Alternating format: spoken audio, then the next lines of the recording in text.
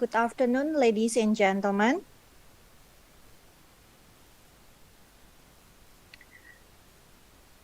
My name is Maria Ulfa from Universitas Muhammadiyah Yogyakarta, Indonesia. It is a precious chance for me to be your Master of Ceremony and Moderator on this particular occasion on Friday, July 29, 2022, in our extensive event entitled ASEAN Requirement on Electronic Health Record Sharing.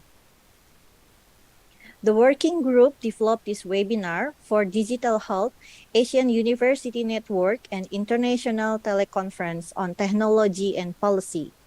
This webinar discusses policy recommendation on the requirements of electronic health record sharing in Southeast Asia.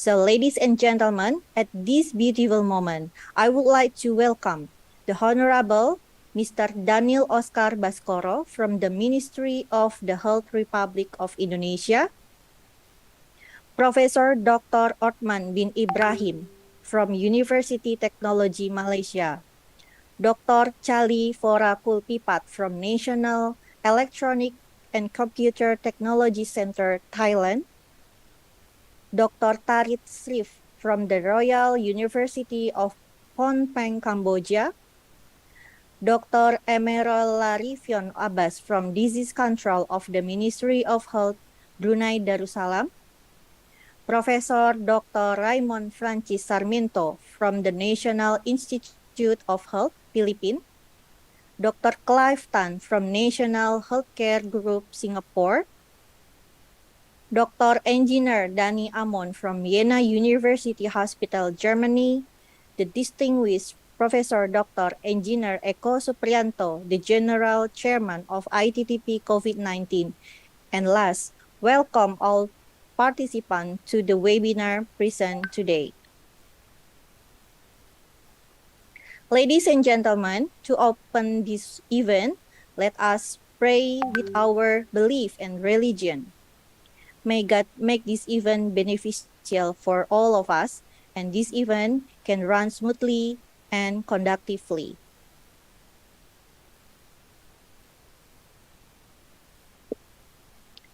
Ladies and gentlemen, now we invite Professor Dr. Engineer Eko Suprianto as the General Chairman of International Teleconference on Technology and Policy COVID-19 give his remarks. Please welcome Professor Dr. Engineer Eko Suprianto. Okay, thank you, Dr. Maria. Okay, let's me share my screen. Can you see my screen already? Yes, Prof. Yes. Bismillahirrahmanirrahim. Very good afternoon, very good mornings for everyone that's attending this conference. So let me introduce the program for today. Yeah. Okay, today is the webinar series 12 according to our international teleconference on technology and policy for the COVID-19 that already started last year. So sorry, Dr. Maria. Basically, General Chairman is the Professor Agustin, is not me. So today we will focus on the ASEAN requirement on electronic health record sharing. Yeah. So a few things that actually I want to introduce so that our discussion will be focused and can achieve the objective. So there is some background why we conduct this webinar. Yeah, I think I'm thinking not to call webinar but more to the discussions or group discussion. The first is I think we learned from the COVID-19 pandemic, and then from there we know that the digital health utilizations is very important, and we also learn the fast innovation happened during the COVID-19 pandemic. So for this, actually we have the ASEAN Comprehensive Recovery Framework, starting from the reopening in the beginning, the border, and now we are in the recovery times, and then soon we will go to the resilience science. This is basically 3 phases of the recovery. And then the next background is due to the national health transformations. I think most of the country, or we can call all the countries in Southeast Asia currently having the national health transformations, including the digital health transformations. This is first triggered by the ASEAN Digital Health Master Plan 2025, and also some new acts related to e-health, data protection, national master plan, and so on. So basically, the ASEAN Digital Master Plan 2025 is to enable the digital inclusions, and then grow and strengthen the digital services and increase productivity and the economy grow. One of important points in the master plan is to enable the cross-border e-health services. This is required data sharing, basically. And then here in these documents, that's why we invite Dr. Dani to come to these meetings, because we will learn from European unions that already done extensive works to enable the cross-border data sharing. The next background is due to the Industrial Revolution 4.0, which is the digital health market is not only in Southeast Asia but worldwide is increasing. So if we see here, by 2025, the target or the total market size in ASEAN is projected to be 100 US dollar billion, basically. So include here the highest is telemedicine, which is really required electronic health records, data sharing, and the rest. So there is some needs, why we need to have the electronic data sharing. First is for the cross-border communicable diseases risk management. If we travel from one country to other country, everyone is asked the, for example, vaccine certificate. This is number one. Number two, cross-country telemedicines. The ASEAN already stated also in the recovery framework. One of them is to enable telemedicines in Southeast Asia. And then cross-country health tourism. Tourists from Philippines in Thailand, or tourists from Indonesia to Singapore, and so on. And then cross-country joint medical, public health, or health informatics research that already also happened, but we need to have more extensive. And also cross-country joint teaching, and also maybe there are the needs that everyone need to verify after this. Another background related to this is we have the SL7 FCIR, electronic health record, which is we can share the clinical data, diagnostic data, medication, workflow, and financial. This is already become one of the most important standard applied or used worldwide, basically. So, but we need to understand also the requirement. Here, the electronic health record sharing among country members. I think we already started with the vaccine certificate. I think later, from Minister of Health Indonesia will share a little bit on this. And then, we are now working on the COVID-19 test certificate sharing. And then for the future, we'll go to the communicable diseases, and then airborne communicable diseases, and all communicable diseases, and the end also all the diseases. I think this is the step in the electronic health record sharing. So due to this, we already started last year, 2021, April, to establish the health certificate for the traveling within the ASEAN, and then webinar 5, on the discussion on the ASEAN digital security and interoperability, continue with the collaboration, global and regional, and then the last one, we have also webinar on the enabling high-side protocol implementation for the cross-border traveling. And today we have the webinar on ASEAN requirement on electronic health record sharing.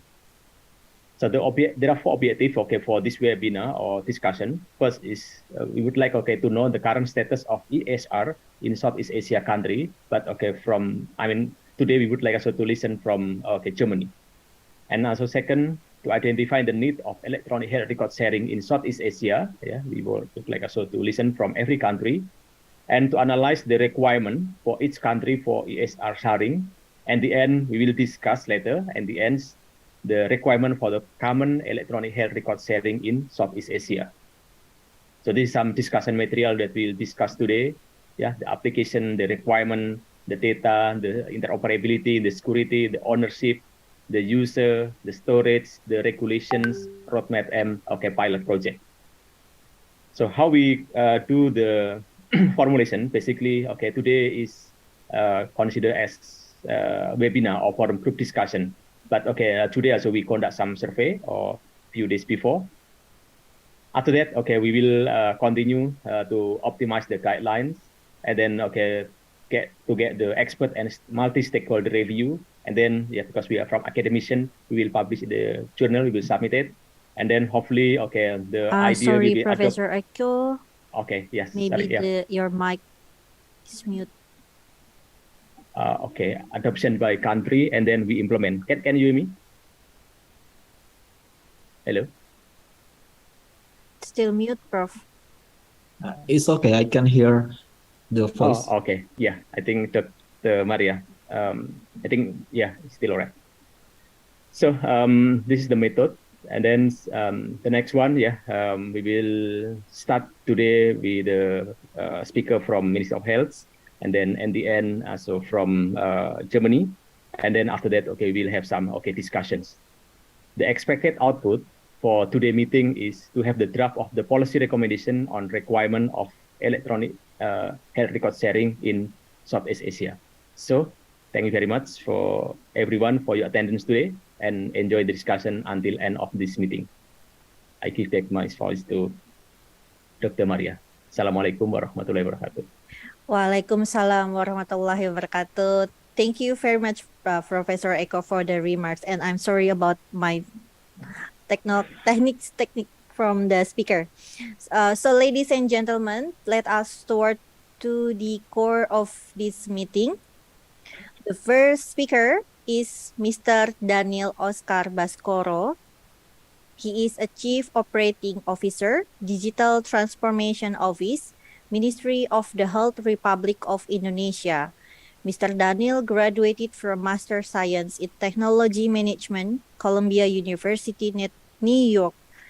And he is also an expert in digital transformation and advisor. So selamat siang, Mr. Daniel. Yes, thank you, Bu Maria, for the introduction. Yeah, so your time about 10 minutes, and the floor is yours. Yes, thank you, Dr. Maria, for the introduction. Also, hello, Prof. Eko. So Hello. Thank you for inviting me on this event, on this discussion. So good afternoon, everyone. My name is Oscar. I'm from the Digital Transformation Office, Ministry of Health, Republic of Indonesia, as a Chief Operating Officer. And today I will give some presentation related to the topic of the electronic health record that currently we are developed and currently we are designed in Indonesia for the digital transformation. So let me present my slides. So I need to stop the screen.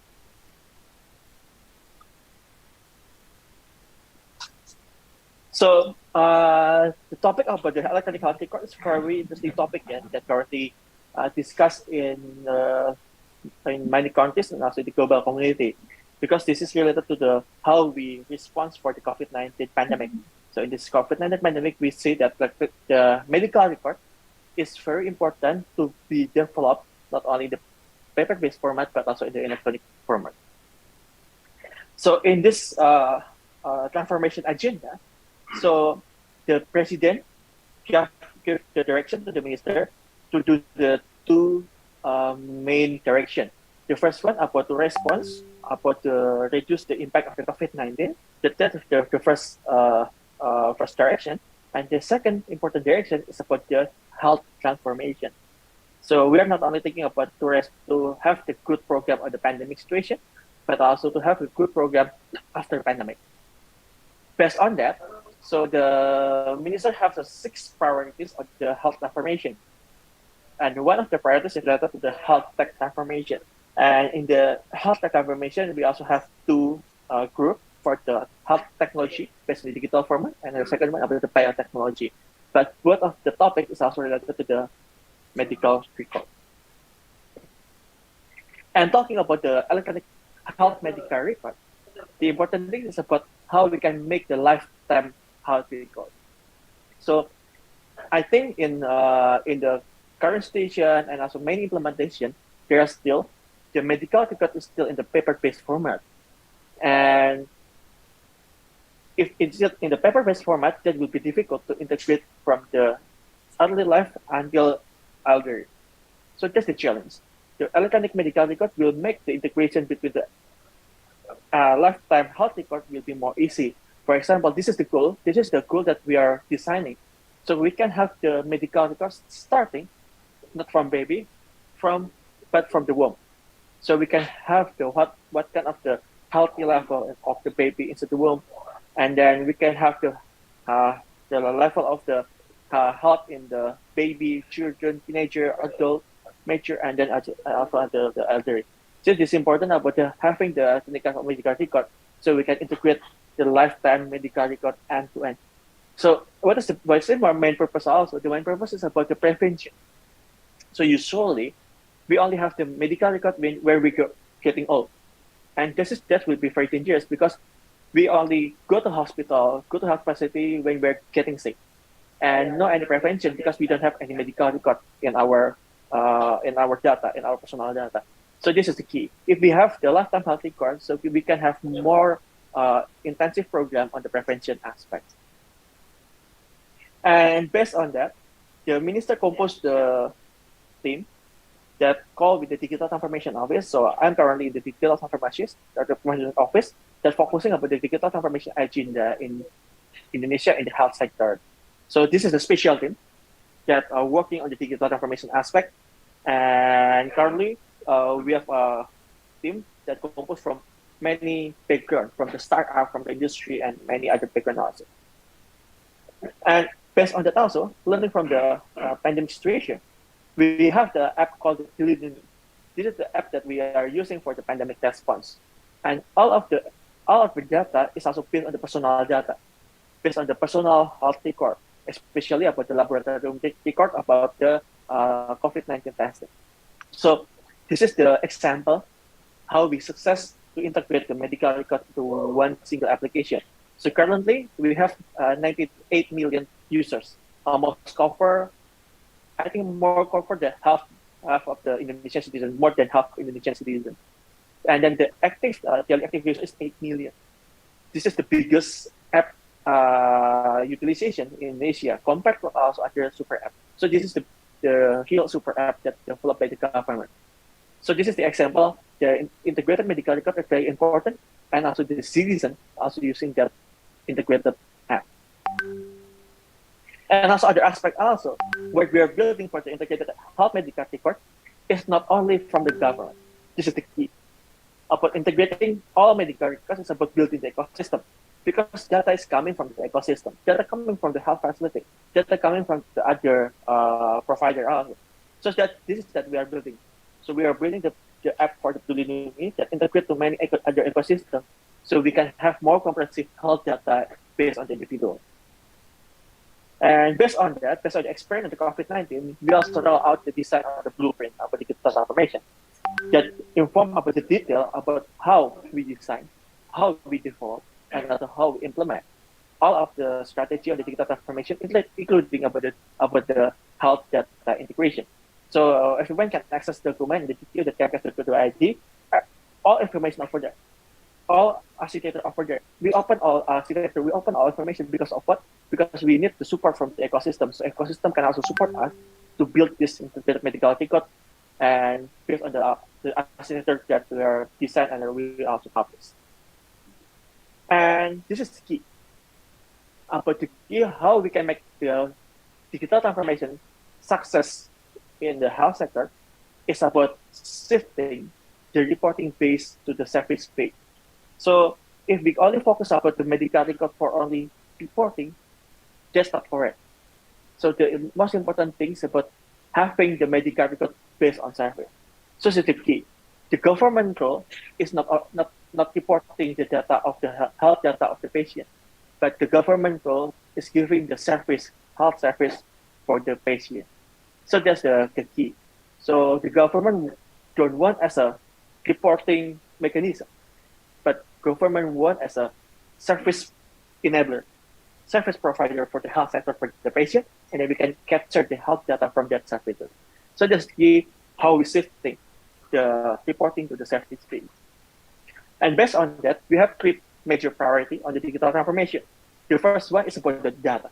So when talking about the today topic, it's very relevant with this first topic about integration and development of health data system based on the individual. So this is also the major main priority from the minister. We have 3 priority about the data, about the efficiency of the application, and the third one about the ecosystem.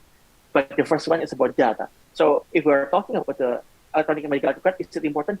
Yes, that's important. And minister won't put that one as the priority. So we put the electronic medical record as a priority, the first vision that we have.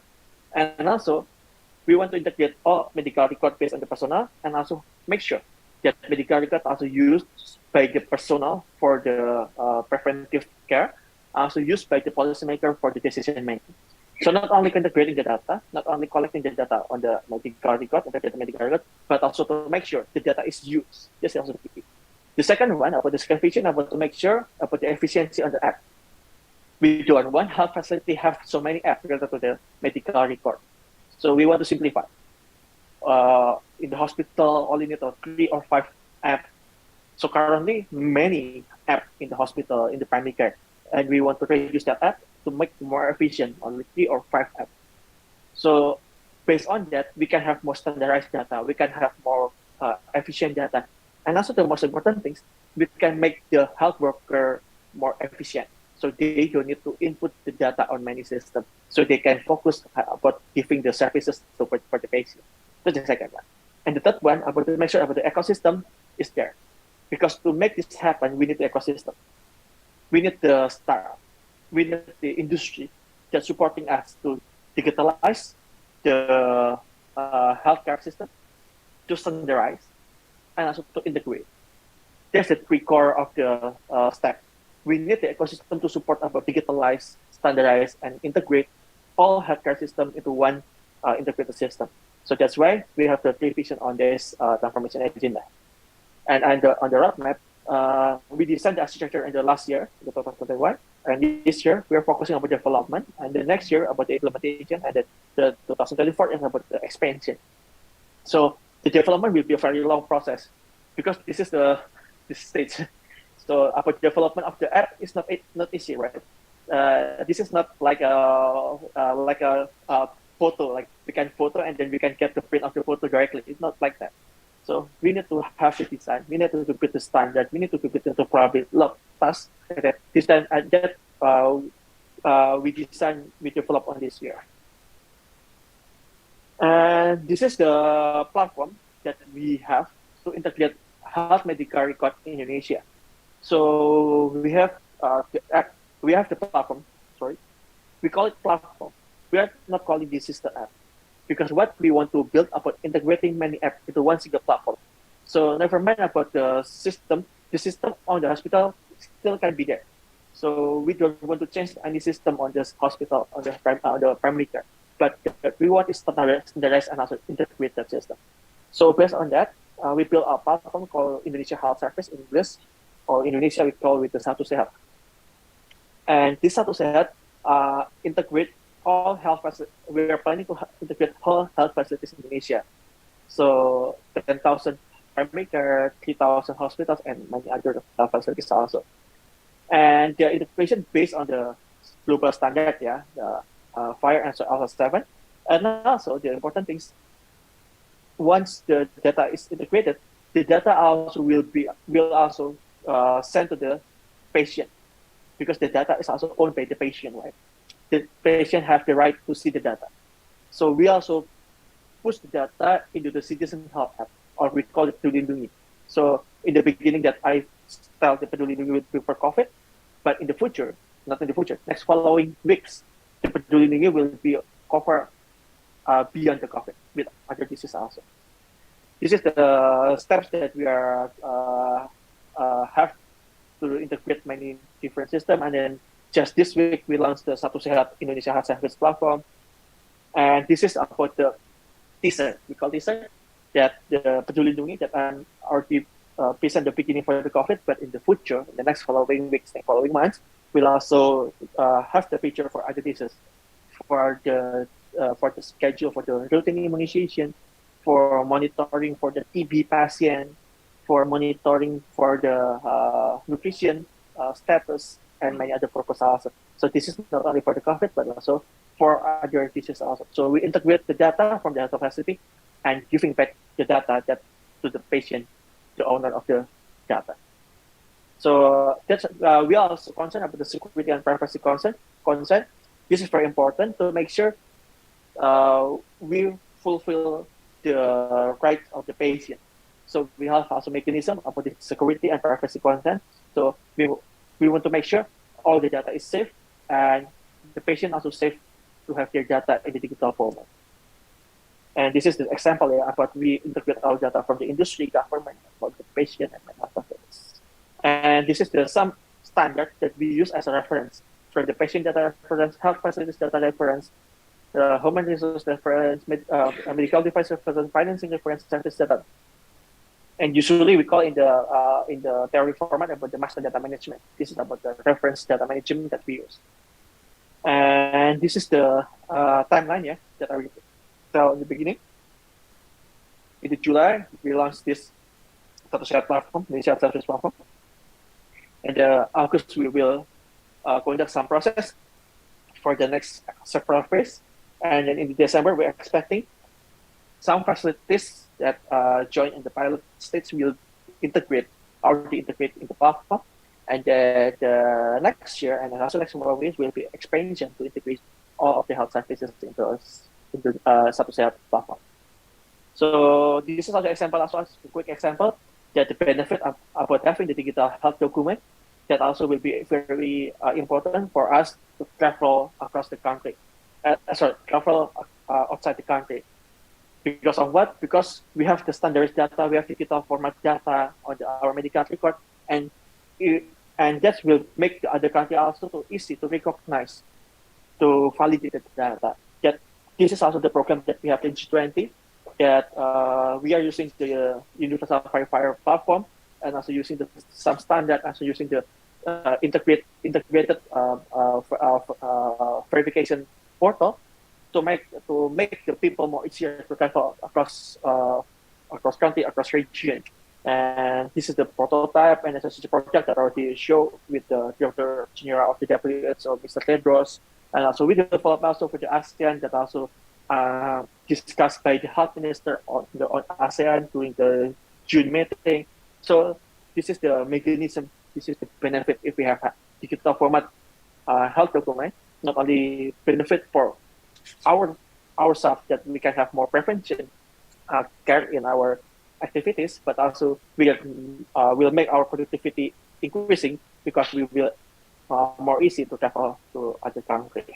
So this is the conclusion. So the important things about the ASEAN community, the personal data, the health personal data is very important, especially for the travel purpose.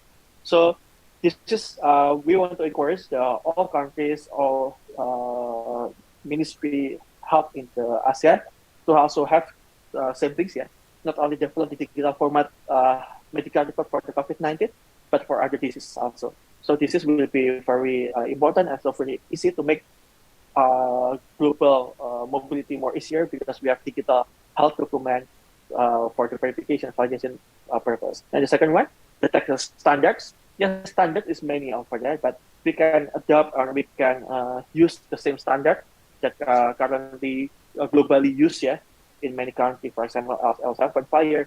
I think that's the main standard that currently most of the countries using also, including the digital format of the certificate on the COVID-19 in the world. Almost all countries using that standard also.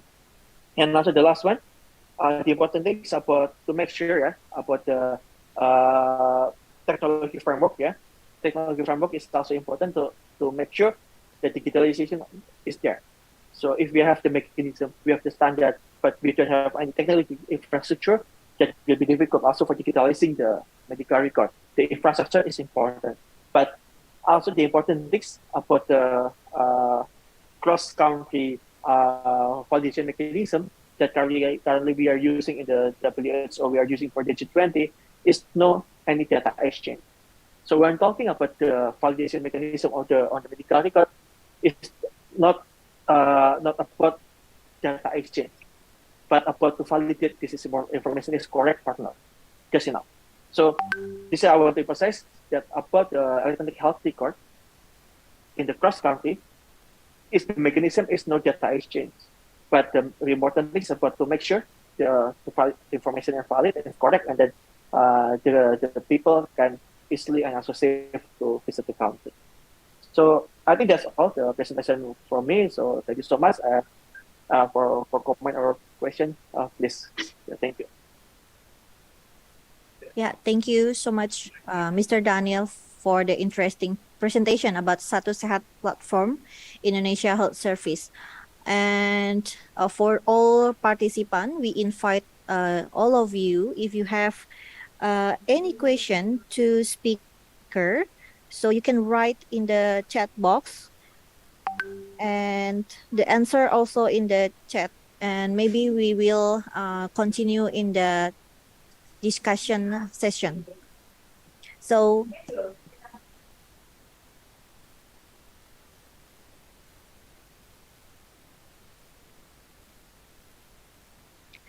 next, the second speech will be delivered by Professor Dr. Othman bin Ibrahim. He is an expert in informatics system from the Department of Information System, Faculty of Computer Science and Information System, University Technology Malaysia. Selamat siang, Profesor Othman.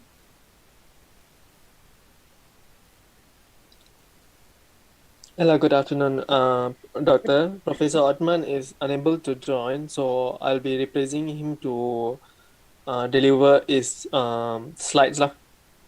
Okay. Okay. So may I present my own slides, Dr. Osman slides? Yes, sir. Okay, thank you.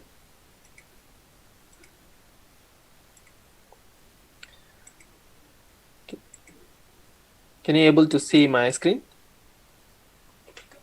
Yeah.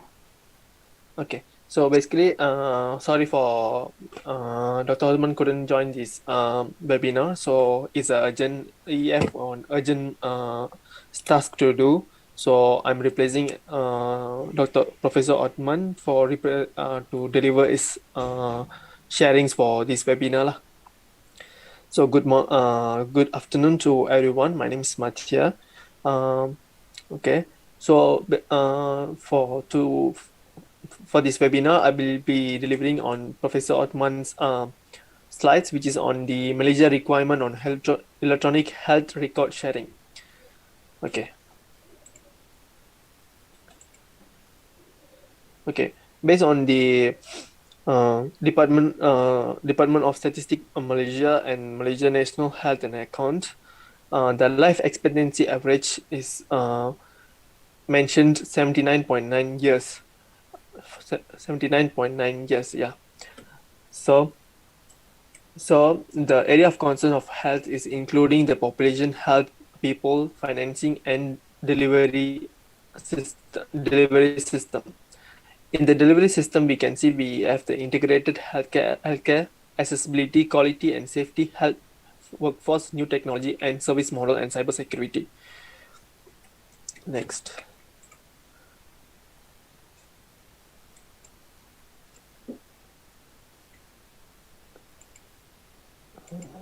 Okay, for the Malaysia digital, we can see here for the Malaysia digital health ecosystem from 2021 until 2025. We can see there is a 5 things, which is the national global commitment and national government infrastructure, governance and policy, and standard and interoperability and collaborative platform. For the standard and interoperability, we can see the high standards here, and then which includes the National Data Dictionary and Malaysia Health Data Warehouse and National Wide EMR and HIE. The EMR is the Electronic Medical Record and HIE the Electronic Information Exchange. Okay. Okay. For the plan for the 12th Malaysia Plan from 2021 and 2025, which is including enhancing the healthcare service delivery in improving the well-being of the rakyat. More focus will be given on enhance the healthcare service delivery toward the revitalizing of the healthcare system and greater collaboration in the consolidation sources. Yeah. Okay.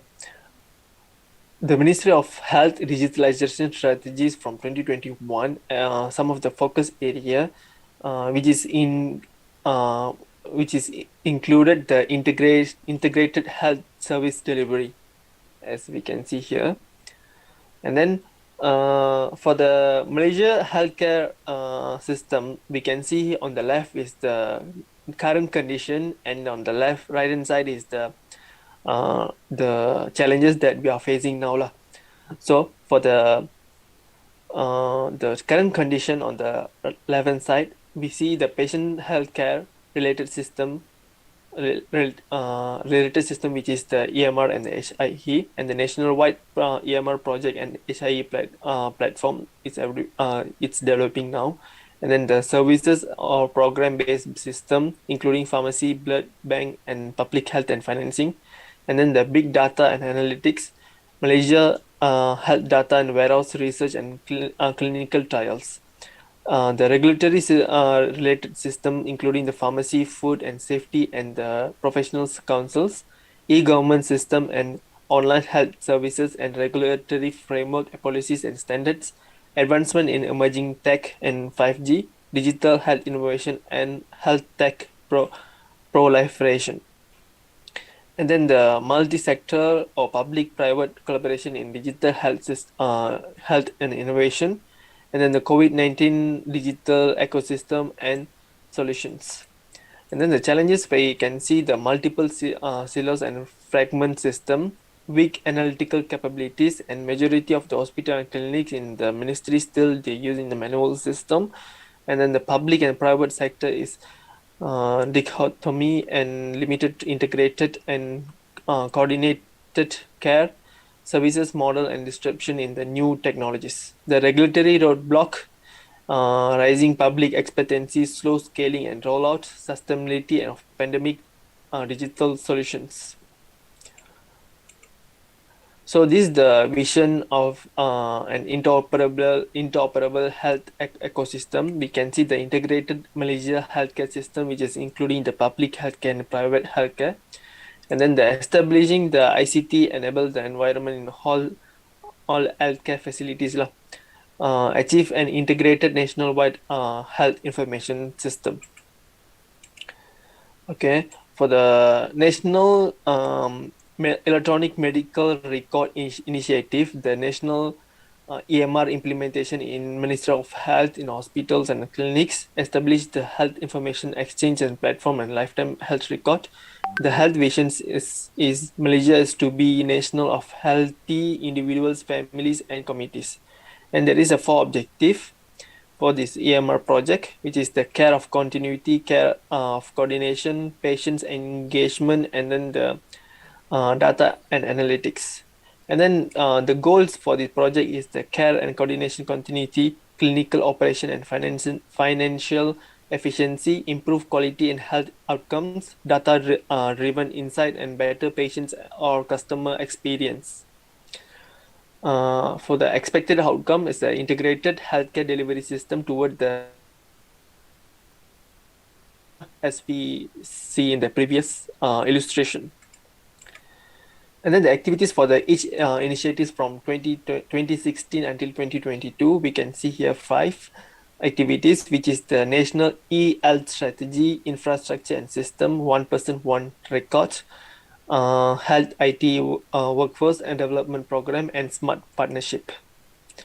So the health information system, which you have this integration of the system, where for the left, the system have the client site, where we have the health portals, e-scheduling, e-appointment, e-follow-up, consultation, personalized and lifetime health plan, self-monitoring health apps with the integration of the patient or population care.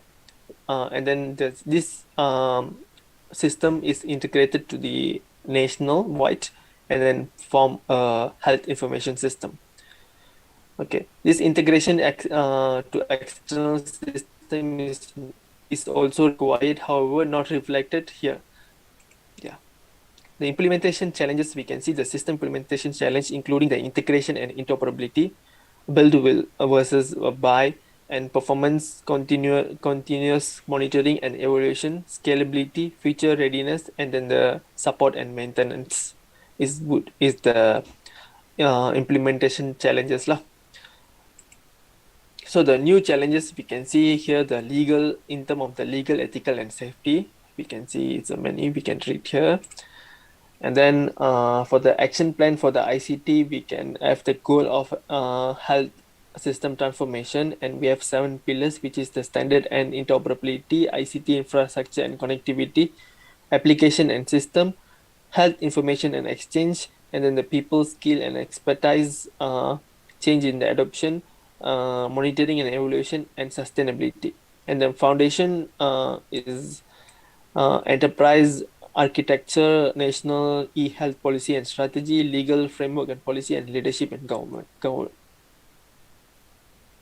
Your time about 2 And then minutes. the digital health. Okay, thank you. The digital health and innovation role of governments, which include the leadership, policy and regulation, access and talent development, and collaboration.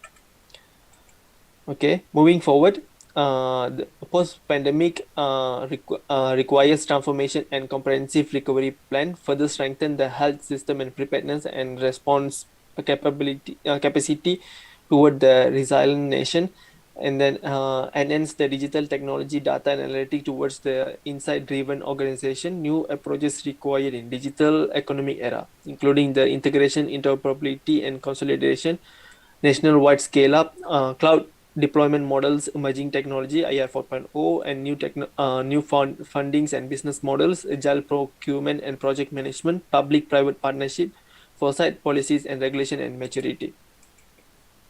And we can see here the integration between the data source and the national health data warehouse and MOH.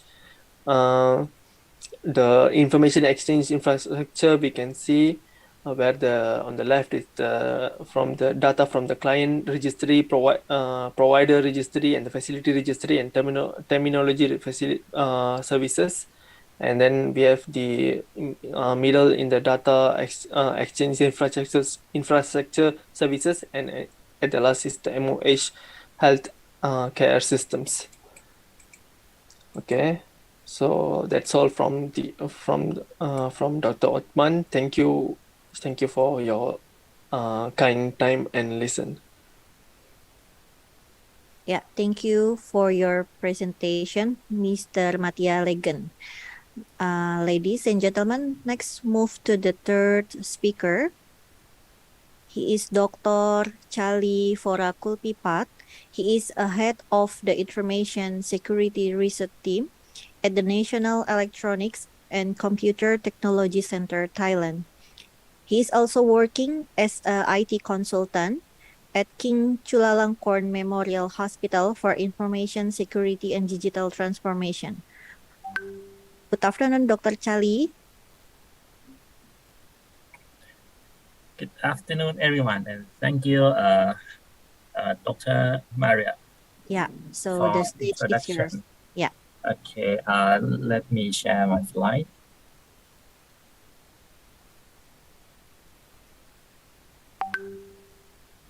Just a moment.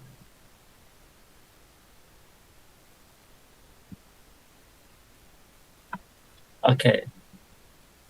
Okay, my slide presentation, is about the electronic health record sharing, and I will show you some case studies in Thailand, because to be honest, because healthcare in Thailand, healthcare information systems in Thailand is very large and very, very complex. So it is not easy to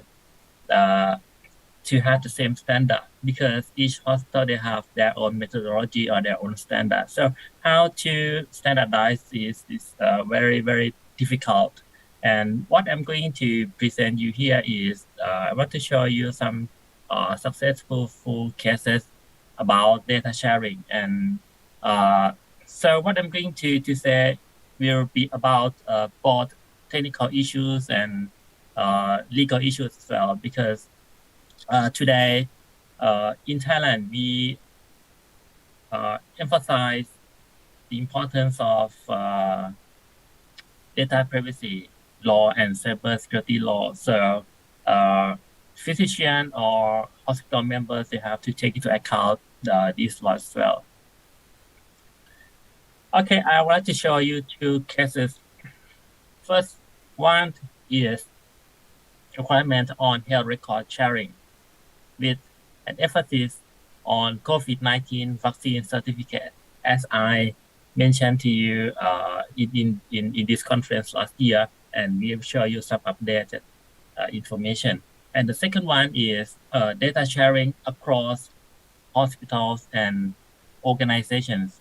In this case, it means that hospital would like to share information, health information to people within the same hospitals or different organizations. Because today, when we share the data with all the people or different sectors, we not only focus on technical issues, but also we have to think about privacy laws and data governance, because it is very critical in Thailand today. We cannot overlook. Okay, let me start with COVID-19 vaccine certificates. In Thailand, if we have to go abroad, we have to apply for vaccination certificate like this, as you can see here. I think it is similar to all the countries in the world. But in the case of Thailand, I'm not sure if it is the same or different, but I think we may share the common technology. In Thailand, we developed two versions. The first version is paper version. As you can see on the left-hand side, it is the yellow paper. This is traditional version. But we also include QR code in the back of certificate. So this could be both paper version and electronic version. So when we go abroad, we just scan this QR code and it will send to it will redirect to the website showing our vaccination data. Like this, I will show you the example on the right hand side. It is the website. We show the data of traveler. I mean, it means Thai people and the doses of vaccination. The name of vaccine, date, issue date, and the place, the location, and of vaccination. We use web validation and we use the technology like the digital signature and hash and cryptography and etc. in order to confirm data integrity. Because if you go abroad, the most important thing is that we have to make sure that the data is true. It is not changed by attackers or unauthorized persons, right? In this case, we have to balance two things between security and usability. So we don't require password. And in this case, it is different from other countries. We don't require public key because we don't need, we try to avoid complexity and difficulty. And we don't need to require specific QR code reader. It is different from the EU version. Because in EU version, we have to develop and comply to the standard of EU.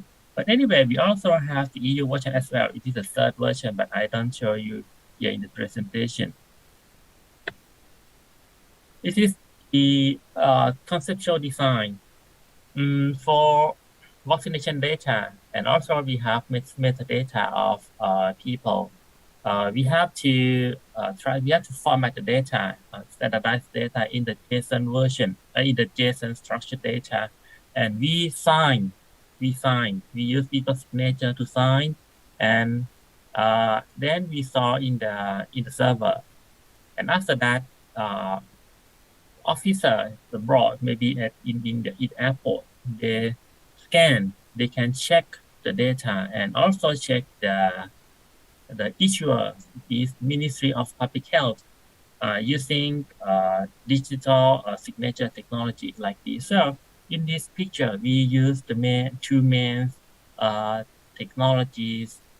The first, we need to work on data standardization. So we have to talk with hospitals or the Ministry of Public Health about how to standardize the data. And second is digital signature. So once you have both standardization and digital signature, so we can have both standardized data and data with signed by digital signature, so we can confirm the data integrity. This is an example. Because last month I visited Malaysia in Kuala Lumpur for a conference. So I will show you some example when we transfer and share data, vaccination data with Malaysian authority. It is on the left-hand side. It is the certificate, our certificate in electronic version. We have application. We show the data in QR code.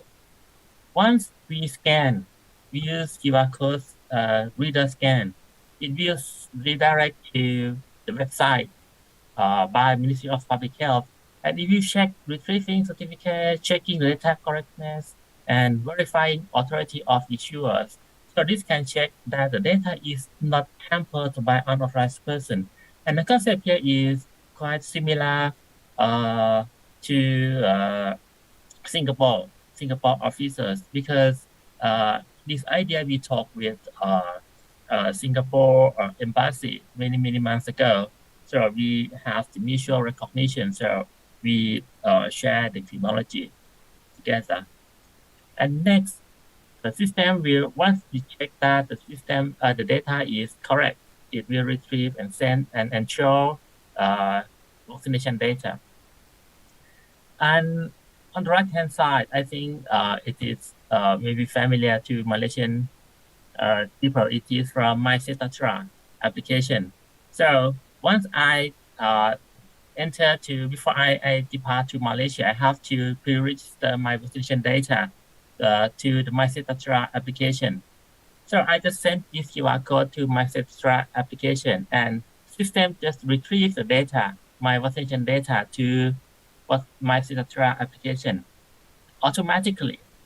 So as you can see here, the data are the same between those one and those one, those two, those three, and the rest.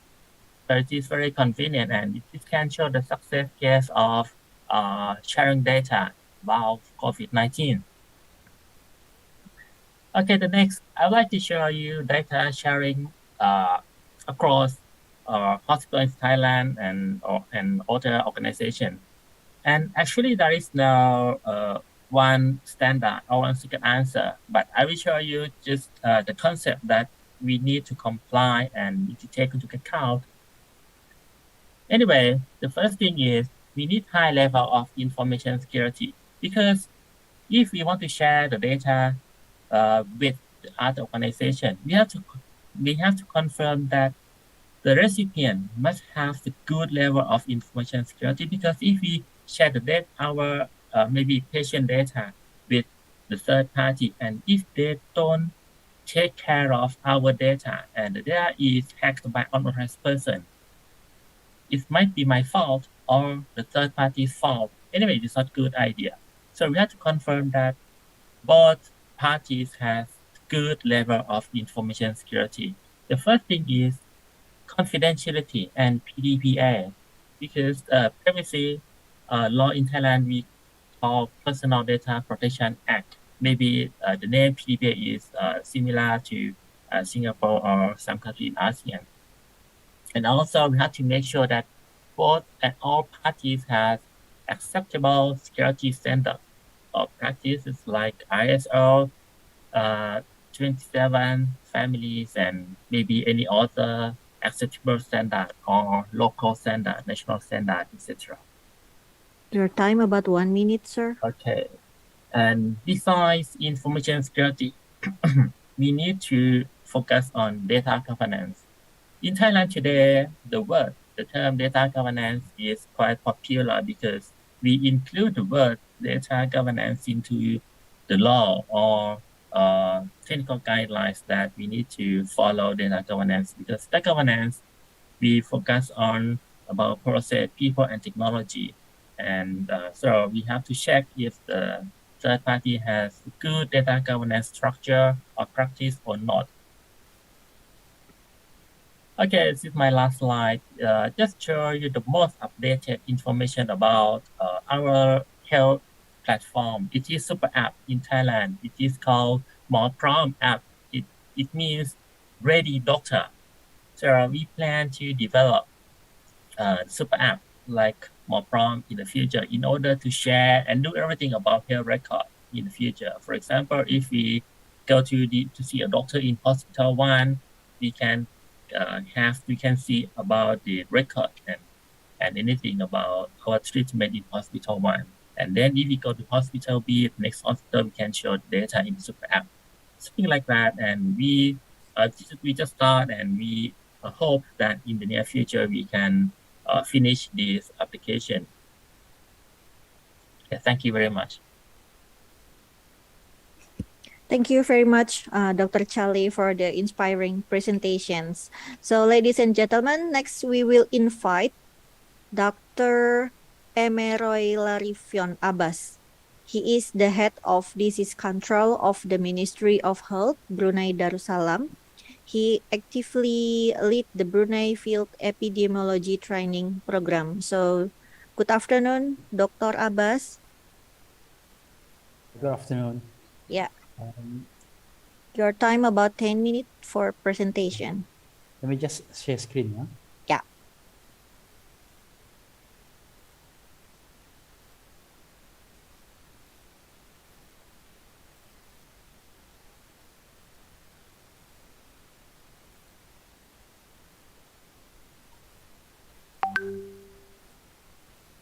Okay. I'm gonna give a short one actually. Let me share my slide. Can you see my slide now? Yes, sir. Okay. So actually, I'm filling in for Dr. Jason Wong. He was supposed to give the presentation today, but he was called to a WHO meeting for the monkeypox. So I'm just quickly filling in. So it's going to be a short one, inshallah. Okay. So I'm actually from the Faculty of Integrated Technologies at University Brunei Darussalam. So I'm from one of our role is basically industry liaison, which is where these projects come in, because I interact with Dr. Jason to support the Ministry of Health initiative. Okay, so just a little bit of background on what we have in Brunei. So in contrast to Indonesia or Malaysia and other countries, we are a very small country, so it's relatively easy to manage. We only have 4 government hospitals, 1 at every district, and then with 19 health centers and 16 government health clinics and 31 auxiliary officers to provide other functions to the Ministry of Health.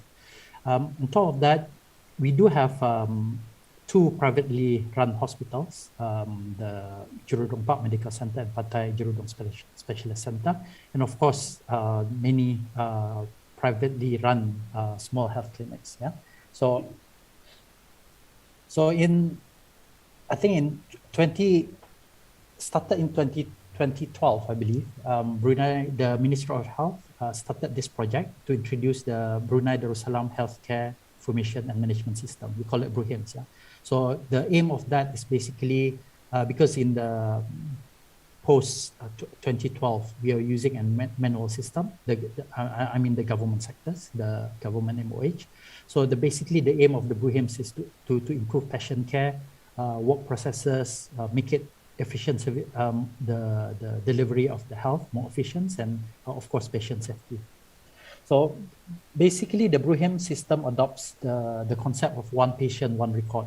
So throughout the Brunei, patient medical data that has been recorded from all government hospitals, outpatient services, centers, and clinics are collected together under one electronic patient record. So everybody, every clinics, the government clinics, have a system that is connected to a central server, basically. So each individual in Brunei will basically have one electronic patient record, which contains comprehensive collection of their medical histories, including information like the past prescribed medications, current medications, and the treatment that have been given to the patient, and then plan process as well. So generally, patient records information in Brunei are linked to a unique, we call it a BN number. So it can be accessed from any health facilities, government health facilities. Additionally, it's also connected to auxiliary service. So let's say for pharmacies or finance or estates and everything. So it covers quite a lot of in terms of it's connected to our laboratory system, even the estate, radiology, stock management and pharmacy, and of course the patient billing as well. Okay.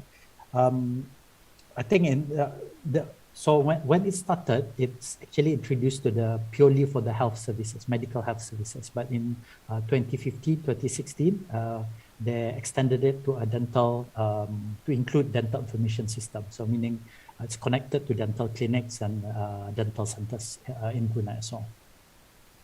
Okay. So that's basically the structure that we have. So we have, as I said, 4 main hospitals in Brunei, 1 in every district. And then with the main one is the Ripas Hospital in Brunei Muara, which is everybody have to transmit to a government managed. So everything is centralized. So we don't really have any problem with data formatting. So because everything is rolled out in one go. So every hospitals and every government clinics get the same system, except for privately run hospitals and clinics, of course, which we are still trying to do. In terms of, okay, so future plan project, this is the plan project. It was nearly unrolled before the pre-COVID-19 for the BRUHIM system. So basically, they wanted to extend the BRUHIM system to include telemedicine. Especially because sometimes we have problem with long queues, in the hospital. So that's what they intended to do with the telemedicine, video consultation and everything. Because we have two private hospitals and clinics, and there's a requirement from their side, from the private hospital and clinics, to have some of the data as well. So that's before 2019, that's what the project on the pipeline lah. So we want to extend the BRUHIM system to extend to the local private clinic and hospital. Of course, we have to do some data management as well. But currently, as in even then lah, if a patient want to go to a privately run clinic or the private hospitals for specialist care, they can request for the medical record to be released manually. So they physically have to go to the one of the centers and fill in some form, and then the medical record will be given to them, and then they have to bring it to the relevant private clinics or hospitals.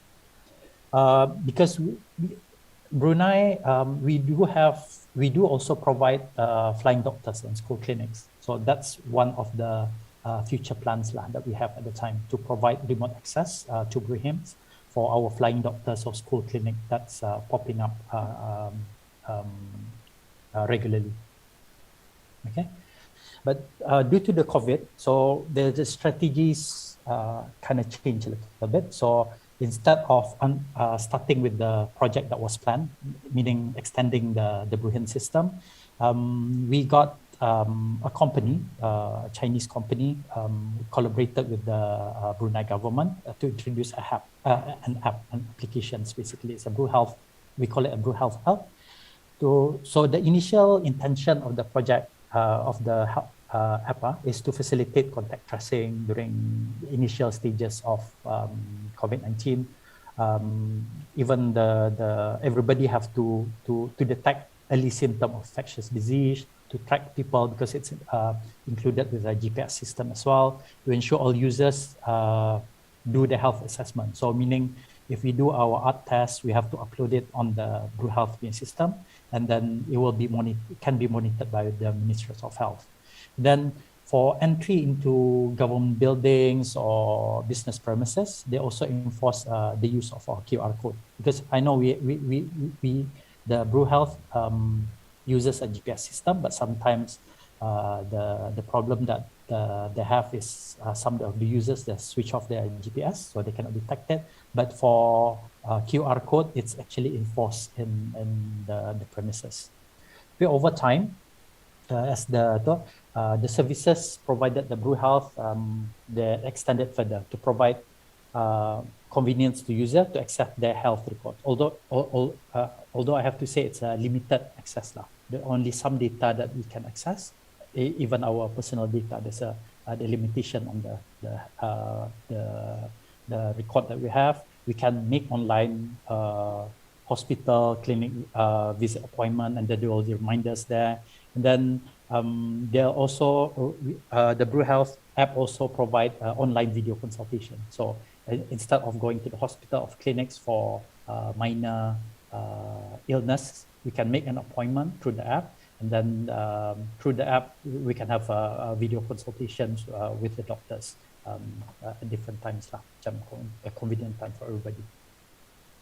Okay. So that's basically the structure that we have. As I said, we have initially we have the e-government server, which is the BlueHIMS, which all hospital servers have to connect to.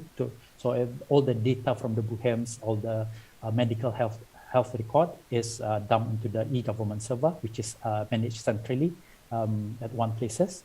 And then for the Blue Health punya application, because it collect all kind of data, macam location punya data, COVID related punya data, from the video consultation as well. So it's all that information is transmitted to the EVIT server. It's a Blue Health server. And then the EVIT server is able to fetch the limited amount of information from the e-government server. Because remember, if I said the Blue Health app, we can access a limited amount of information now, because it's a one-way transmission basically from the e-government server to the EVIT server, limited amount. But all the information that's collected by the EVIT server is transmitted to the e-government server. So in a way, the Ministry of Health has an overview of all the data from the medical record that they collect from the BlueHIMS system, as well as all the information from the EVIT server.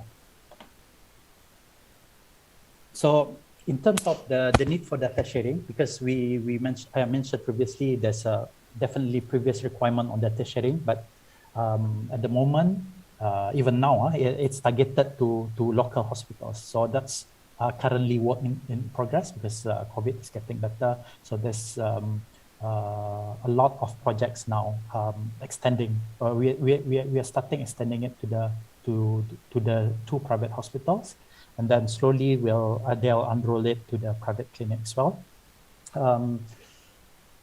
Because of the COVID, because previously in Brunei, access to data, EHR data is very difficult. But somehow because of COVID, the data sharing is somehow facilitated.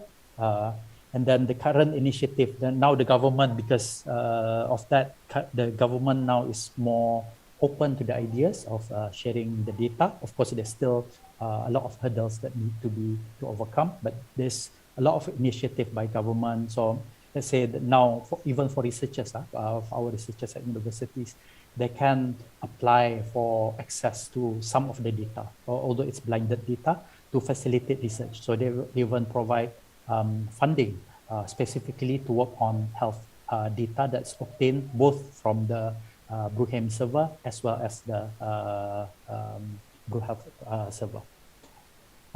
But of course, there's challenges in terms of data sharing. For one of the things, there's social challenges lah. Macam by its very nature, the EHR punya data is very sensitive. although it's required in some circumstances. So we are trying to, even the universities are trying to facilitate that by doing roadshows to raise awareness to the people. And then, of course, it's the technical challenges because, as I said, because of the COVID, everything had to move very fast. But we have very limited manpower and expertise to handle the network infrastructures, which put a big burden on our e-government punya department. And then this is one of the most important, the last one. There's currently no data protection law in Brunei, although we are currently, the authorities of info communications are currently drafting data protection law to help our AGCs, the Attorney General Chambers, to draft the data protection law. So at the moment, I would say in terms of data exchange from the government punya services to the private clinic, it still remain as a via manual request only. So meaning if I want to travel to other countries and I want to other countries to I want to bring my data, I can provide. I have to go to the relevant offices and request manual transfers of the data, which I have to bring. Okay, so this one is very related to the challenges. For this, my view on things. Requirement for data sharing. At the moment, the priority is for data protection law. We are expediting it, the relevant department to develop and align. We're trying to align it with other countries. And then at the moment, also we are working on the user requirement. It's a development for the AHR data sharing. So if you look into it, what's the stakeholders requirement, the different stakeholders requirement from the different private hospital centers, and even the data custodian, and of course the public as well, because the public is the owner of the data. So basically the principle that we want to adopt is basically only necessarily data exchange. And normally it's just from the downloading of the data from the government server. And then of course they need to be consent from the individual as well. In terms of infrastructure, of course, there's a technical development. We're hoping that we can have a user privilege and access level. Then, of course, everybody is concerned about the security and authenticity of data, both for data address and data in motion whilst transferring as well. And the last one is the social challenges to increase the public awareness on data privacy, basically. And I think that's the end of my presentation.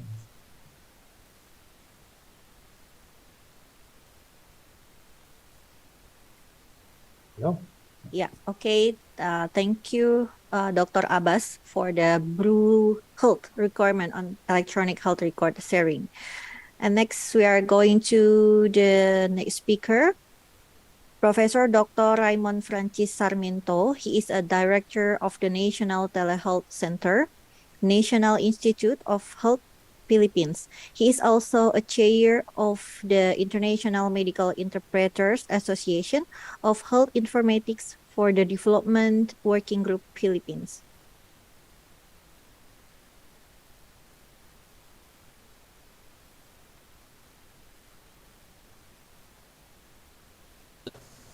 Good afternoon, everyone. Today, I will be talking about lessons from the Philippines as it relates to the ASEAN requirement on electronic health record data sharing. I'm Dr. Raymond Francis Sarmiento, Director of the National Telehealth Center, National Institutes of Health, University of the Philippines, Manila, in the Philippines. Just a general disclaimer that all statements issued are mine alone, and my presentation does not necessarily reflect the position of the university or the Philippine government. I also declare no conflicts of interest with any proprietary entities I may mention, as well as no financial relationships with any of the commercial products or providers of commercial services that I may mention in this presentation. These are my competing interests. So to start with, I think it's very important that we are guided with these policy questions as we are talking about the health data sharing. So what are the barriers preventing full implementation of digital health services? Are there policy interventions that we need to lay down for digital health services to be used for health service delivery. How will these interventions remove the barriers for full implementation? What are the technical requirements needed to implement digital services for health service delivery, and that's of high quality?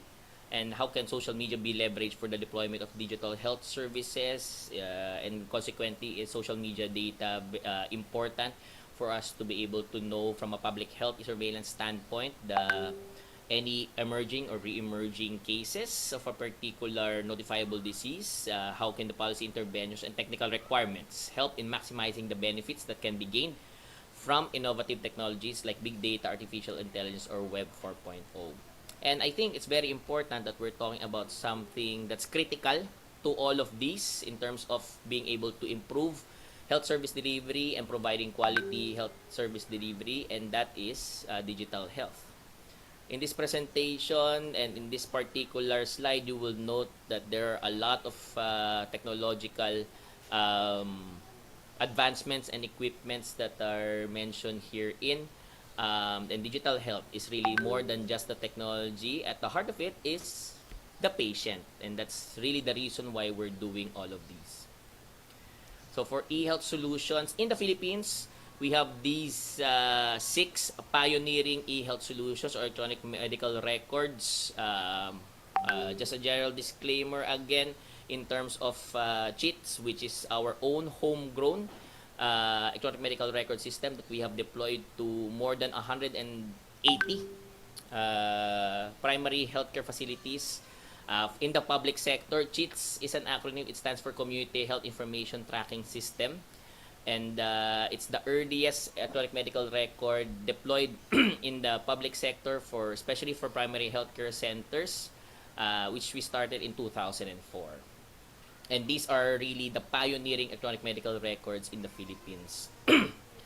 Interoperability has been of focus and a high priority in the Philippines. We have been able, through the use of HL7 FHIR, which is the Fast Healthcare Interoperability Resources Information Exchange Standard, connect a biomedical telemedicine device to a software or such as an electronic medical record, and also the medical record of our own Ministry of Health or Department of Health. The Philippines also has garnered some significant recognition with regards to blockchain-based electronic medical records, making it universally accessible as an healthcare innovation. And this one, HealthBlocks, received, I think, second place, if I'm not mistaken, 2018-2019 Dubai Invitational for electronic medical records that they have presented there. But really, what we're talking about is to be able, at least since this presentation has in it of itself some significance with COVID-19, how to get all of that data be recorded in the medical record, and how all of these will be connecting in terms of master listing, inventory and supply chain, vaccine administration, line list uploading, and also our digital vaccination certificate, and how all of that will really, the gathering of the data, the processing of the data, it will behoove all of us to be able to share that data if we had widely implemented electronic health records or electronic medical records. This is how we are tying all of it together as part of our ecosystem for the vaccine information management system in the Philippines. You will note that all of this really comes in from at the individual level, and then going into a master data warehouse that's centralized in nature, and the dashboard that comes into it. But for us to be able to know how many vaccines there are, how many people have been administered at an individual level, what have you received, how many doses have you received, have you recorded your booster doses, and how will that be recorded in terms of your digital vaccination certificate, all of that really requires electronic health record data sharing with the facilities and with the government. This is our digital vaccination certificate, which is compliant with the WHO digital documentation for COVID-19 certificates. And also, we are happy to note and inform you that we are compliant also with the European Union's DDCC as well. At the National Telehealth Center, we aim to be able to follow the National Unified Health Research Agenda, and part of it, especially for electronic health record data sharing, is to be able to have a way to enhance and extend healthy lives, a holistic approach to health and wellness, and health resiliency, as well as global competitiveness and innovation in healthcare. The Philippines also follows right now, at the very least, the National Health Program on 4 strategic pillars, Formula 1 Plus for Health, with a plus in signifying performance accountability in the areas of financing, service delivery, regulation, and good governance. We follow, in terms of our National E-Health Strategic Framework and Plan, the National E-Health Toolkit recommendations by the World Health Organization and the International Telecommunications Union in terms of governance, legislation, policy, and compliance, standards and interoperability, strategy and investment, infrastructure, and human resources. And then finally, e-health solutions. The ones that are highlighted in blue are the ones that the National Telehealth Center has committed to our national e-health program. We also have recently passed in 2018 the UHC law, and in section 13 of the law, I'll just read it verbatim: all health service providers and insurers shall each maintain a health information system consisting of enterprise resource planning, human resource information, electronic health records, and an electronic prescription log consistent with the Ministry of Health or Department of Health standards, which shall be electronically uploaded on a regular basis through interoperable systems. And really the goal is to be able to integrate these health systems and make the integration not just possible but also sustainable, both at the local level, province-wide, city-wide, as well as the national level. In terms of data sharing specifically, last year, so it's very recent, the Philippines promulgated joint administrative order between our Ministry of Health and our National Health Insurance Program called PhilHealth on the mandatory adoption and use of national health data standards for interoperability, and data sharing goes into it as well. And then also another one on guidelines on the implementation and maintenance of an integrated health information system, which is really our goal for this one and will help the successful implementation of universal healthcare. The challenge herein is to be able to achieve integrated local health systems from the primary healthcare level to the secondary to the tertiary, all the way to the apex hospitals, and being able to connect all of that seamlessly and connect that through the use specifically of digital health technologies and more specifically electronic health record data sharing. And this is our goal, the Philippine Health Information Exchange, being able to connect electronic health records, electronic medical records, laboratory information systems, hospital information systems, and pharmacy information systems, being able to get all of that using shared health records as shown here, and being able, so wherever you are in the Philippines and whichever healthcare level, whether it's primary, secondary, tertiary, or apex, and the kind of facility that you go to, if we are able, once we're able to implement and successfully deploy the PHIE or the Philippine Health Information Exchange, we'd be able to achieve what we are trying to do right now in terms of the recommendations for ASEAN electronic health record data sharing.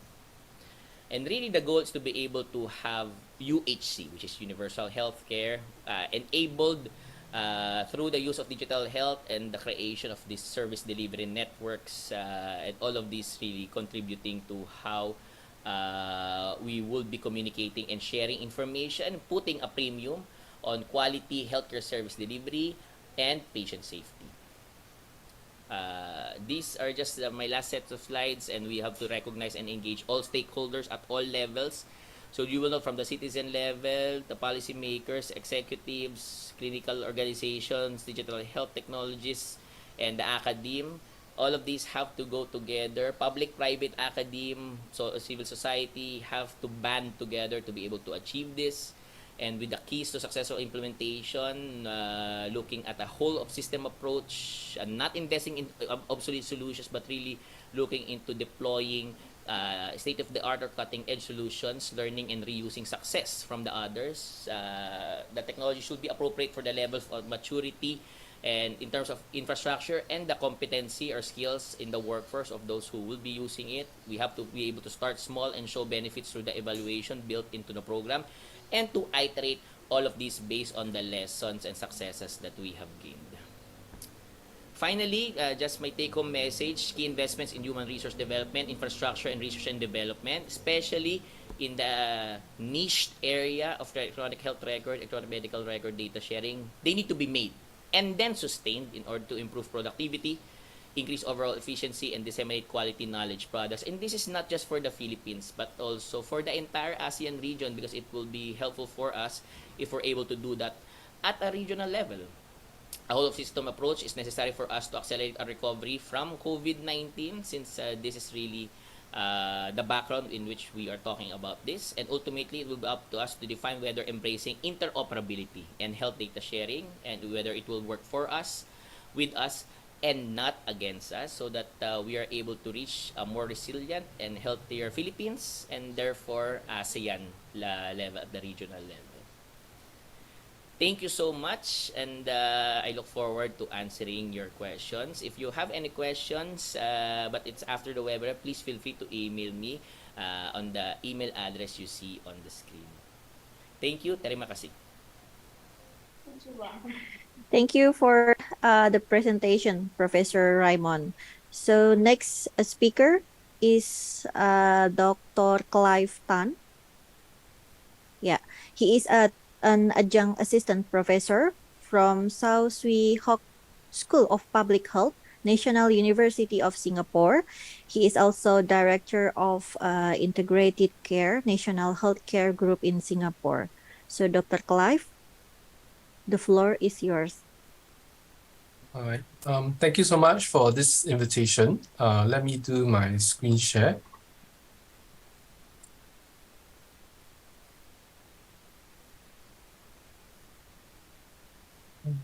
All right. Thanks. So thank you very much. So I'm sharing on the Singapore perspective, and I think I got a briefing that we're trying to answer some of these questions collectively as ASEAN community. So learned a lot from the sharings from previous countries, and really see that there's a lot of interest in this. So the views here are expressed are my own, and most of the materials are from open source. So I think that EMR development is getting to be a very big topic, and actually a lot of countries do have very high uptake rates of primary care physicians using EMR. So it's timely that ASEAN is also trying to do our best to increase uptake of EMR rates. And we see that countries are investing in EMR developments. Here in this study, we see the US and China rates. I think a lot of our countries represented here are doing a lot, just that it's not published. So thank you very much for sharing on your good work. So what's happening in Singapore?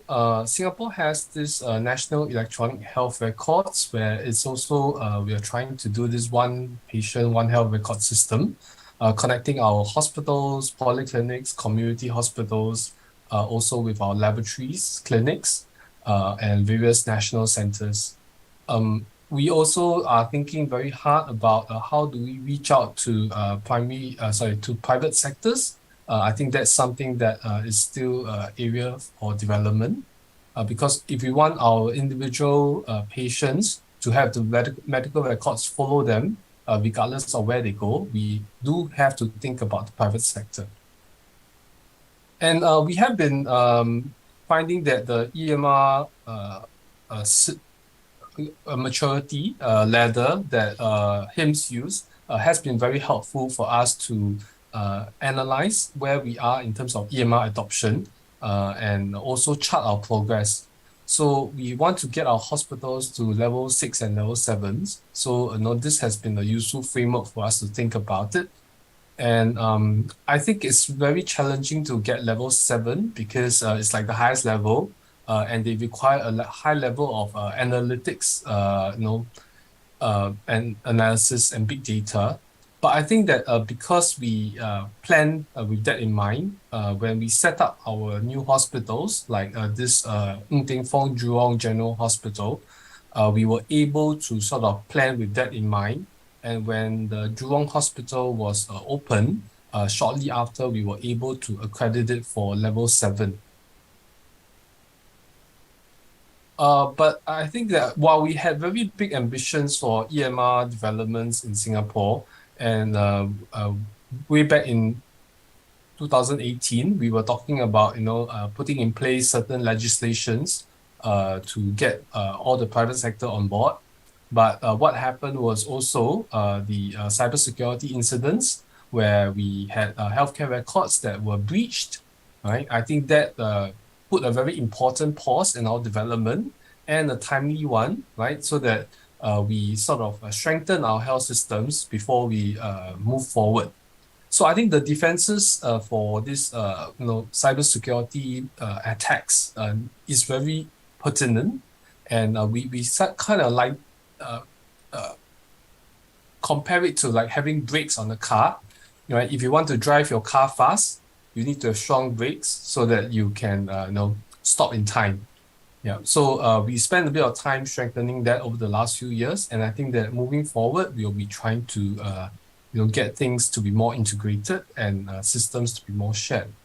On another note, we have so our healthcare system is divided into 3 clusters, and within Singapore, we have the National University Health Systems and National Healthcare Group.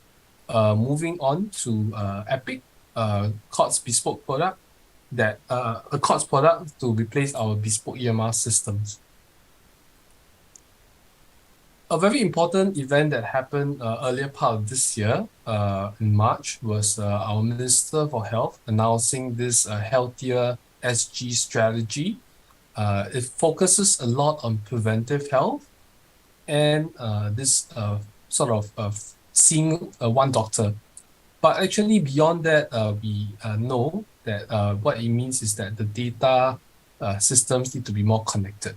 Right, because you want the patients to be able to flow from one doctor to the community partners, to the social care partners, to the fitness agencies. So there is a push for our electronic health records to be connected with a wider ecosystem, not just health, but also looking at social and provide and perhaps even the sports providers. And why are we so focused on big data? Is because big data has the potential to give us a lot of rewards and value. So one of the things we found that has been very useful is also healthcare data in improving operational efficiency. So in this diagram on the right-hand side, it's a picture. It's an open source article, and the link is below. Where we have Tan Tock Seng Hospital's Operations Center, which was established in 2019. It has a very integrated data system where it's able to look at the healthcare needs of the hospital and the patients, reflect all the current bed vacancies, and also do matching of supplies and demands. We found that this was extremely helpful during the COVID pandemic, because we had to very closely monitor the hospital capacity and where are the choke points in the hospital because of the high turnover and the bed crunch. Another thing that we are also very aware of is the growth of the patient-generated health data from the various consumer health sensors and wearables available, right? Of course, the most common one that we all know is the watch, right? And the Garmin watch, Samsung watch, or whatever watch that is able to track our heart rate, our sleep, our whether we are moving enough, getting enough steps. So these are extremely important set of data as Singapore moves into this healthier SG conversation, where we are trying to focus on prevention. And Singapore had a bit of a head start with HPB, our Health Promotion Board, introducing the National Steps Challenge since 2015, where they gave everyone who signed up quite a low-cost tracker to track the number of steps. And that has helped us to get everybody a little bit more aware of their physical activity levels. And since then, HPB has also partnered with Apple to push out Lumi Health, which is quite similar to the National Steps Challenge, but with a bit more of an embedded reward system and also a bit more improved technology from Apple. So I think what this means is that there's actually a lot of data lying around, right? And we want to connect this patient-generated health data with the electronic health records at the hospitals and clinics so that the physicians and the care providers can get a better view of the patients, not just the time spent in clinic, but also all these other things like his physical activity rates and whether he's sleeping well. So the very important topic of data sharing that you all mentioned, I think that this was also of interest to us. So in last year, we actually held a series of roundtables, we meaning the National University of Singapore and the Precision Public Health Asia Society. We held a series of roundtables to look at this topic, interviewed over 30 experts from the region, and pushed out a white paper just May this year, so just about 2 months ago, covering some of the broad strategies that countries in Asia can take to improve data sharing. Hopefully, this will also be useful as we embark collectively as a community towards a better data sharing framework in ASEAN region. Yeah. So with that, I will stop my sharing. Thank you.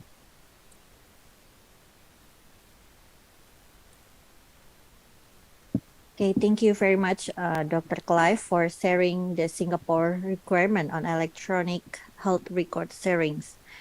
Ladies and gentlemen, we are going to the last speaker, is Dr. Engineer Dani Amon, Head of the Data Integration Center, Information Technology Business Division, and Institute of Medical Statistics, Computer and Data Science, Jena University Hospital, Germany. He's actively involved in the standardization, processing, and communication, medical documentation, and biomedical research. So, guten Morgen, Dr. Dani. Hallo. Ja, Dr. Dani, die Zeit gehört dir. Dankeschön. Yeah, so hi, and thanks so much to Professor Iko for inviting me to the session. Also, thank you to you all for the inspiring presentations from all the different countries. I've learned a lot today. And now let me try to share my screen so I can show you some slides too. Can you see my slides now? Yeah.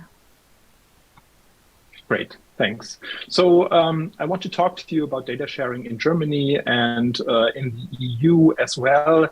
I think I can only touch upon some of these topics. So at the end of the slide, I provided some links for you. I guess the slides will be distributed later on so that you can look some things up if I can only touch upon what we're doing in Germany or in the EU. First, some words about myself. I work at Jena University Hospital, and I am the head of a new institution called Data Integration Center, and I will talk to you about that shortly, what that is, and what the medical informatics initiative in Germany is that I work for. Also, the views I express are also my own personally and not connected to Jena University Hospital or the Medical Informatics Initiative. So about this whole topic of data sharing, we already talked about the purposes are necessary. So why do you want to share data of EHR? I mean, it's personal data, it's health data. So data privacy and security plays a big role. And there are different purposes, and I can only touch upon some of them. We talked a lot about cross-institutional digital communication today already. Also about cross-country data usage. But this is also something about citizen or patient empowerment, about their health data. And it is a topic about secondary data usage, for example, for research, something that came up in the COVID pandemic for us as well, of course. And the different purposes require different solutions, of course. And they require also non-technical aspects like e-health, literacy. That came up in the presentation as well. So citizens and patients must know what they are doing when EHR data is shared, and data must be available digitally. This is also something I'd like to touch upon shortly. So what do we do in Germany? Where do we come from? Digitization has a long history with us. We planned a big infrastructure since 2002, and it was established wholly in 2018. So you see there are a lot of years in between. And this infrastructure we established and is in use today is a professional infrastructure. It's for doctors, dentists, psychotherapists, hospitals, also pharmacies and health insurance companies. And it's a card-based security infrastructure. It establishes a separate VPN and is hosted by the Gematik, which is a company which has been built for this reason alone. And it's a basis infrastructure to allow the first kind of e-health applications. And like I said, it's card-based, so every legally insured person in Germany, you have to have health insurance, so you have to be insured, and every legally insured person has such a health card. It's called Gesundheitskarte. This is actually my own here. You can see it now, and without this, there's no going to the doctor, actually. So what is this? It's actually a public-private key infrastructure. The certificate is on this card. And by reading this card, you can get the data of me as an insured person, as an insured patient.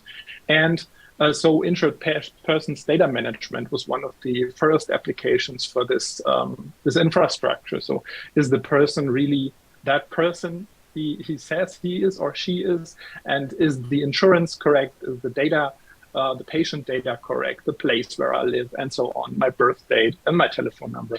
And then we put applications on top of that. Something we are currently rolling out is the e-prescription. So up until now in Germany, there are still paper-based prescriptions from doctors.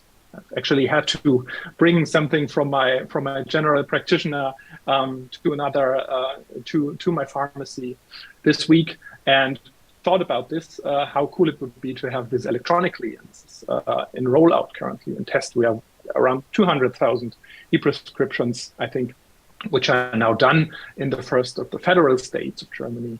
And this is rolled out. And what we also have is document sharing. So sharing of discharge letters, for example, can now be done electronically. And as you see, this infrastructure has come a long way. It's planned since 2002, and it's hardware based. And it's not up to current standards. So everyone is using their mobile phones, and they don't want to use this card and these expensive connectors, actually, which are certified, which you cannot open, which have to be switched when there is something, when there's a certificate time running out, something like that. You have to switch the hardware. And so we have something in preparation. We call it Telematics Infrastructure 2.0. It's in rollout until 2025. It will be hardware free. It will be more user friendly, and it will be more interoperable. And I'll show you what we are switching to, coming from this like old hardware-based infrastructure. What we are switching to, for example, is an electronic patient record in Germany. I've heard a lot today about this strategy of one patient, one record. This electronic patient record does not exactly follow that strategy, only in part, because we are only starting by some of the contents of patient records from doctors, from hospitals, and so on. Why can't we have one patient, one record? Because a lot of a lot of medical documentation is still not done electronically in Germany. It's on paper. It's paper-based in nursing homes, in general practices. There are paper-based parts of the patient record. It's not digitized yet, so you cannot exchange it. And this is one of our big challenges to get this digitized, get this digital, and to establish data sharing via an electronic patient record. So what is built up here is a mobile app, so no hardware-based infrastructure anymore. It's a mobile app, and it's provided by your health insurance company. So again, every legally insured person gets access to his or her own electronic patient record provided by the health insurance company for free, because he or she is already injured there. And what is this now for? The contents are called medical information objects, MIO or MIOs as we pronounce it. And what we are doing is actually we are putting out implementation guides, technical implementation guides for the digitization of paper-based documents. Example, we do have something called a maternity log. So when a female person is pregnant, she goes to the doctor and her pregnancy and everything that arises during pregnancy is logged in this maternity log, and it's actually a paper-based. It's a small, like a small book that you get at the beginning of your pregnancy, and then it's filled out. And this is digitized now, and it's digitized with the standards I've put here. So we also rely on HL7 FHIR, of course, and we use terminologies like LOINC and SNOMED-CT. It's something that is not already done in our primary documentation systems. They don't have any FHIR APIs as of yet. They are beginning to implement this. And terminologies like LOINC and SNOMED do not play a role in healthcare right now. They are being implemented right now. They are being rolled out. So it is still a challenge to establish these standards in Germany. Another thing is that this electronic patient record needs to be GDPR compliant. So data privacy is a big issue. It's an opt-in, so you have to actively say, yes, I want to have this record. Its purpose is limited to healthcare, of course, and data is minimized. Necessity and confidentiality, of course, have to be respected with this app. So touching upon the next topic is on how to make this data available not only for healthcare, for the patient to share it between institutions, but also for secondary data usage like research, how to enable research. And the pandemic showed that research with healthcare data, secondary usage of healthcare data for research is an absolutely important topic.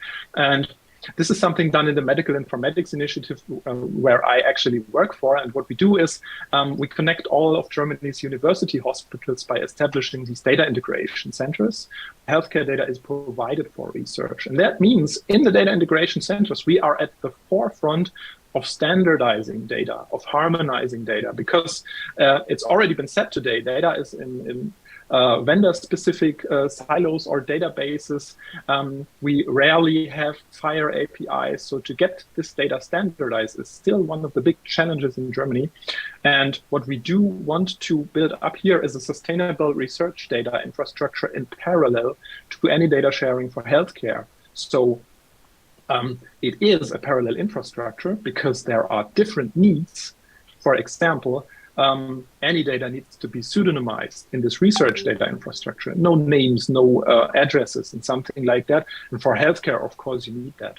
But what we try to employ is compatible data formats and terminologies to healthcare so that you could say that what the Medical Informatics Initiative does is kind of a test bed for healthcare.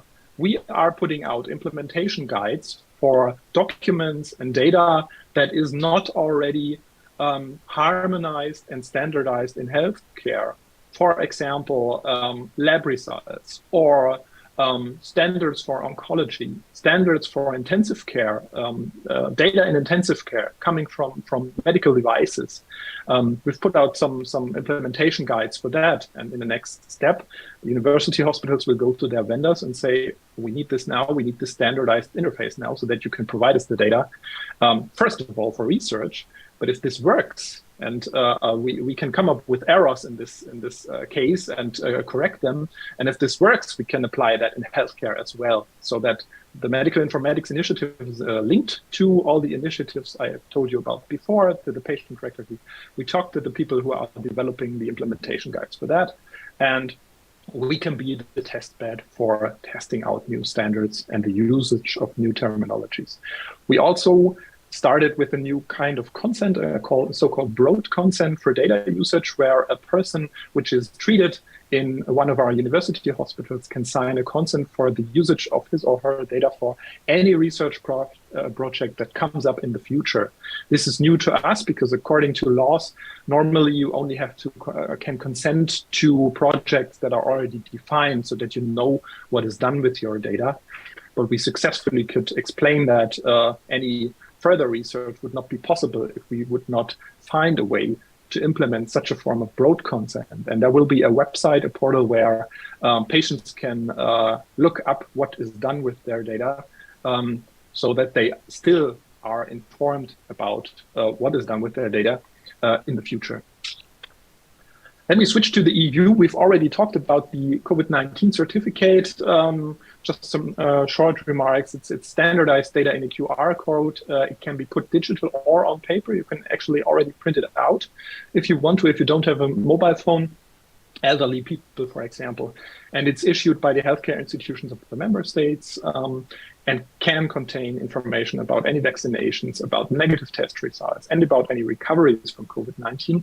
And yeah, it's been used a lot. We actually had a phase where you had to show this data, this QR code, to even get into any kind of institution or in any kind of shop around Germany. And so this has been widely used in Germany. But in the EU, the requirement to link national health systems and digital health authorities now has been recognized, and there is a new EU regulation in development. It's called European Health Data Space, or in short EHDS. And it's been proposed, but it's still in development for 2023. So all the deep and technical aspects are not formulated out already, but what we want to do is we want to have an interoperable format for patient summaries, which contains, again, e-prescriptions, image data and reports, lab results, discharge reports and reports, and so on. The EU wants to include primary and secondary data usage, what I talked about, not only healthcare, but also research and so on. And for Germany, this means our telematics infrastructure, the new telematics infrastructure, and the electronic patient record I talked to you about must become part of this EHDS. So there will be national contact points again, and we must be able to exchange data over our borders, over our national borders with the EU country. And we work together in this EU Commission to establish this European health data space. So this is a kind of a good thing to start also for research, because research does not end at Germany's borders, of course.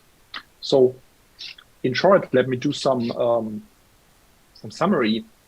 In Germany, we are in the rollout of some new interoperable data sharing infrastructure. This is in preparation, and it is in parallel, healthcare and research, but using the same standards, applying the same standards, newly applying them because we don't already have them. And the EU is now making mandatory the linking of all national data sharing infrastructure. So we need to prepare for that. And what this means is that the contents of these data sharing infrastructures often start with some kind of summary of patient data. You see some important results, or some important discharge letters or documents that summarize what is up with this patient. Are there any chronic diseases, something like that? That's, of course, something that has to be exchanged over countries, cross-country.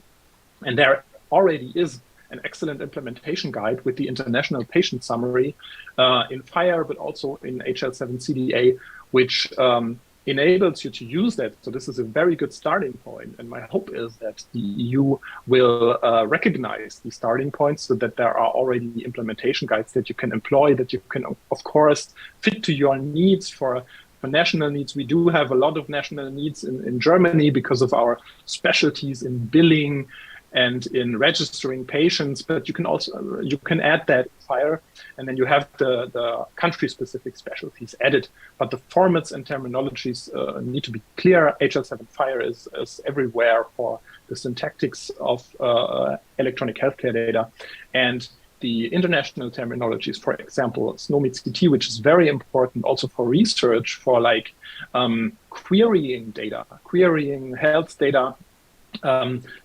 Use of ontologies makes it much easier to query for this data. For example, look for certain heart diseases. It's easier with SNOMED-CT in comparison to if you only have an ICD catalog, which we also have in Germany and use for billing. So this information is already stored, but SNOMED is not widely used. We are a member state of SNOMED now, and we are trying to apply that. All of the infrastructures I told you about in this presentation are decentral data storages. So there's no kind of central storage where all of the patient's data is stored, but it remains in the institutions where it is generated, and there is an on-demand sharing. And this demand is, of course, permitted by the patient, because the patient is the data owner and the permission provider. So what I do now is I give the permission with my card, and in the future I will give this permission through my electronic patient record. So I can say, okay, this is my general practitioner. I'm allowing him or her to see all of the data I put in my patient record, whether it comes from specialists or from my own wearable devices and so on. I can upload data there. And for any roadmap and planning activities, I think something that we can contribute, what is a challenge, is that modern technologies, modern digital technologies are evolving very rapidly. And that also goes to the HL7 Fire standard. We are using release 4 of HL7 Fire now, but there is release 5 in the planning. And what would that mean if we would switch to the new release of Fire, where things have been changed for a nationwide or even EU-wide infrastructure that is planned in the long term? There must be a compromise between these two approaches: a rapidly evolving digital technologies versus long-term plannings of big infrastructures for data sharing. This is something to consider, in my opinion. And last but not least, I've put some links over here. I hope you can get informed about all these things. Some of these are in English, so hopefully you will get some more information about what I've talked. And let me close by my opinion that EHR data sharing is not only a German or an EU, but an international issue. And any working together in this with its many different aspects, from technical, standardization, terminological aspects, to social and health literacy, e-health literacy, and societal aspects, is important. So the more we work together, I think, the more we can achieve. And with this, I'd like to close. Thank you so much for having me today. And if there are any questions about anything I talked about, feel free to ask. Thank you so much. Super, vielen Dank, Dr. Dani, for the gematik electronic patient card in Germany. So, ladies and gentlemen, let us give applause to our 7 speakers today. And next, we are going to the next session for discussion. So we will invite all the speakers and participants to join this session. And this session will be led by Professor Eko. Yes. Yeah. Okay. Shall we start? Okay. Shall we start now? Yeah. All right. Okay. So thanks. Okay, Dr. Maria. Basically, the conclusion is already written by Dr. Dani, actually, in the last slide before end. So, but I will share my screen now. Yeah, I just want to share a few things. Yeah. Now we have around hopefully 20 minutes. Yeah, we can settle on these discussions.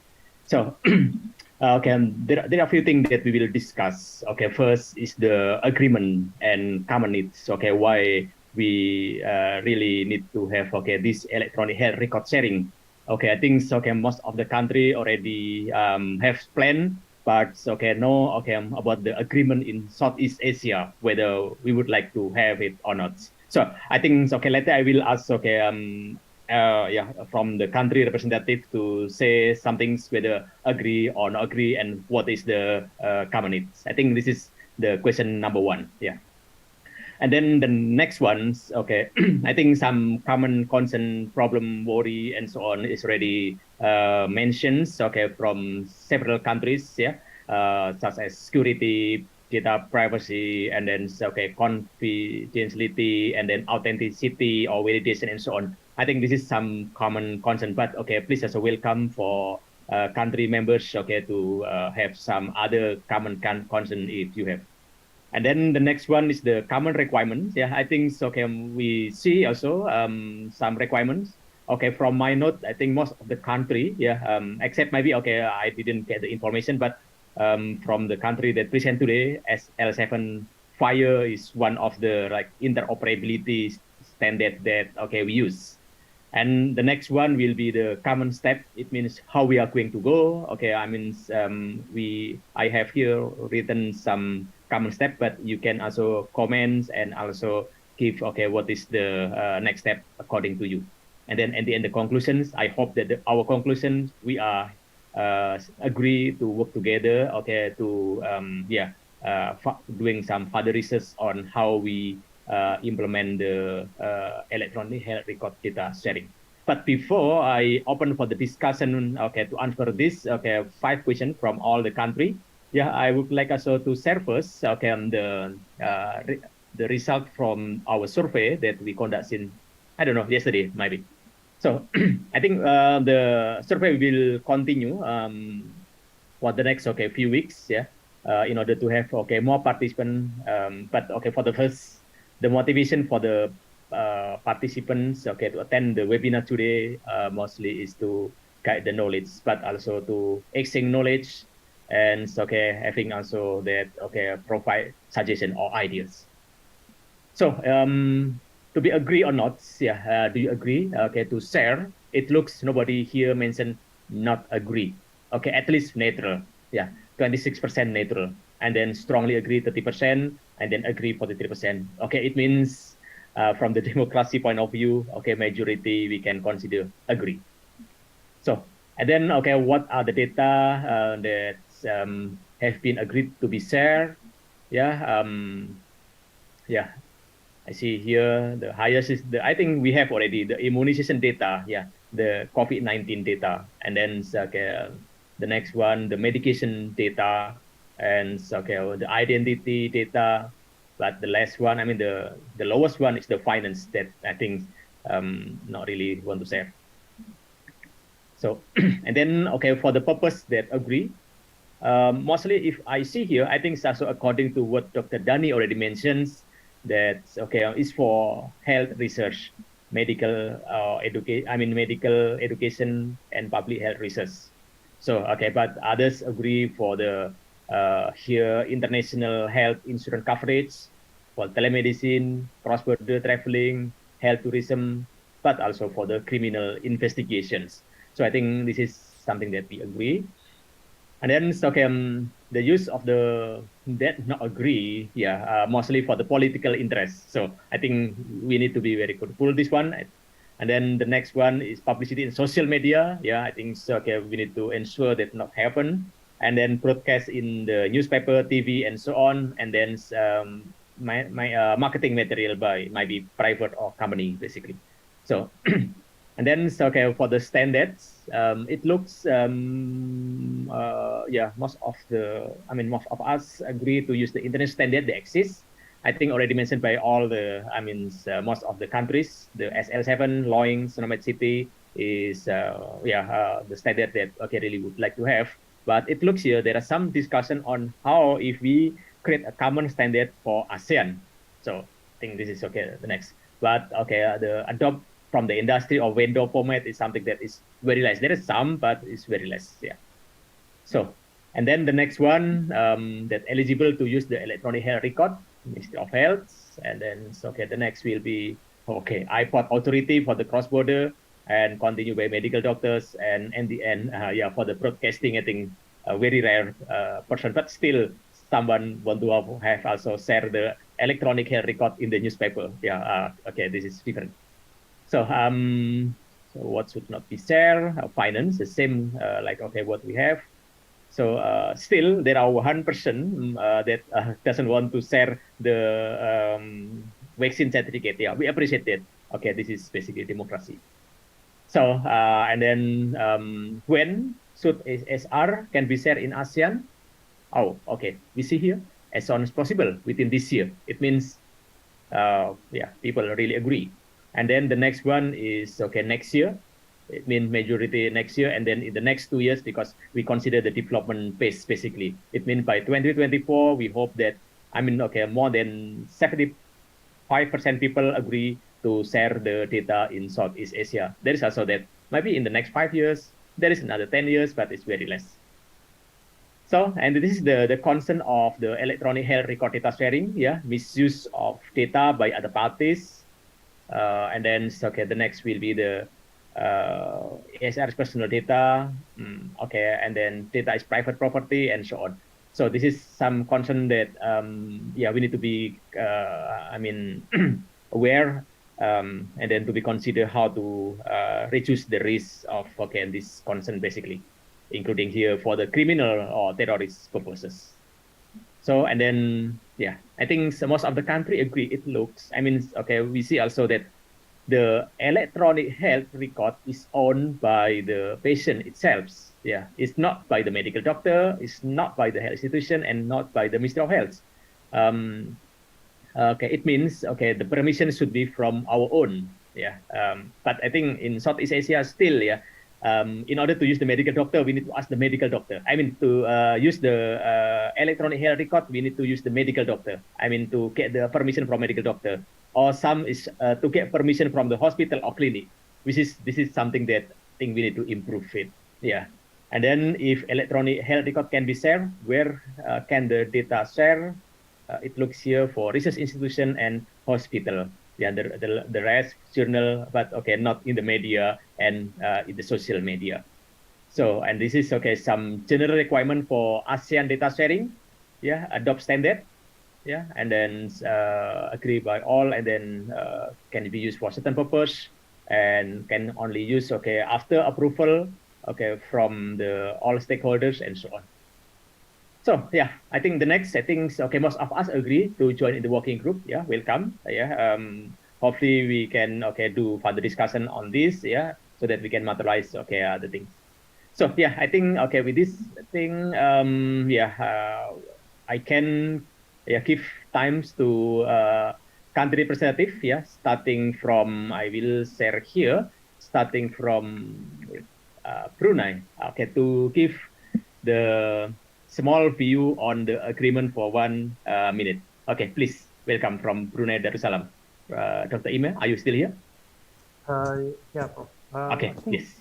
it's dependent on the development of our data protection law. At the moment, that's the impediment that we have at the moment. Okay. Even within Brunei, there's a reluctancy in some parts of the agencies. Okay. We on general principle, I think it's a good idea to have a PHR data sharing agreement between countries. Okay, yes, okay, thanks, Dr. Ime, for the overview. So, and then, so, okay, the next one, okay, from Cambodia, Mr. Amir, we have, okay, guest from Cambodia here. Okay. Okay. My name, yes. My name is Nida. I am from the Royal University of Phnom Penh. Yes.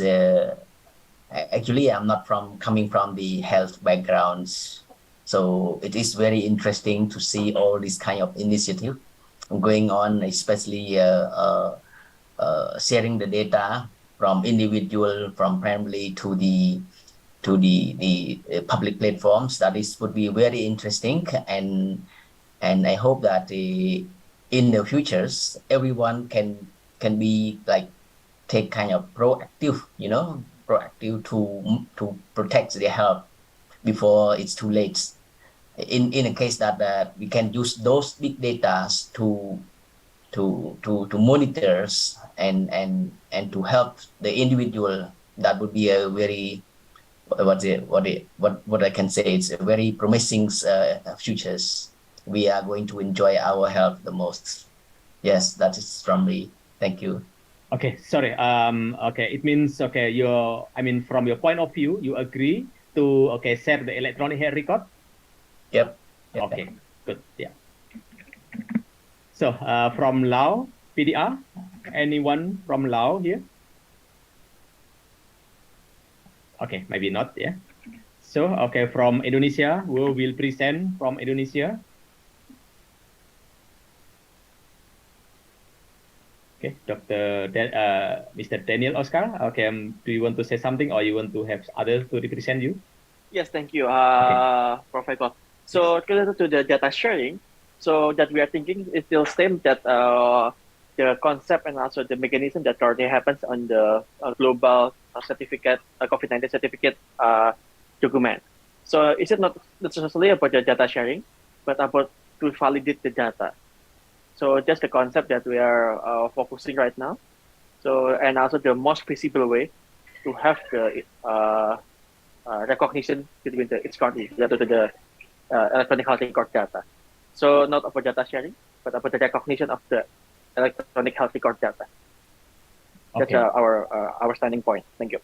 Okay, thanks. I just want to clarify one more. Yeah, basically, electronic health record is broader scope. Compared to the vaccine certificates. Yeah, the verification or the validation recognition is one of the methods. But generally, if Indonesia, I don't know. Generally, what is your view whether electronic health record is allowed? Is good to be shared or not? Actually. In our side, we are thinking about the feasibility. Before we go to the technical things, it means for the basic, whether we agree to go or not. Not to go. Not yet. Not yet to go. Okay. So because the fundamental aspect is about the recognition, not about the data sharing. Okay. All right. Okay. Thanks. So the next one from Malaysia is any representative here. For example, from Mr. Amir, can you show someone from Malaysia? Anyone?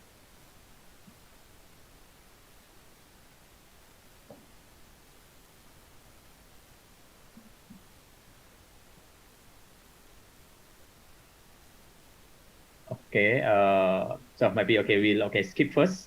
From Myanmar, I think we have here Dr. Dao Kin Myo. Dr. Kin. What is your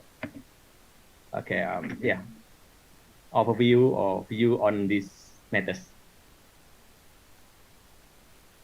Sorry, your sound is still mute. Your mic. Can you hear me? Yes, very well. Very good.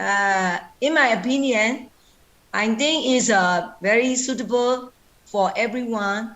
I agree on electronic health data sharing, record data sharing. I totally agree with this point of view. Okay. Yeah. Okay. Thanks. Okay, Dr. Kin. So from Philippines, anyone here that's still with us?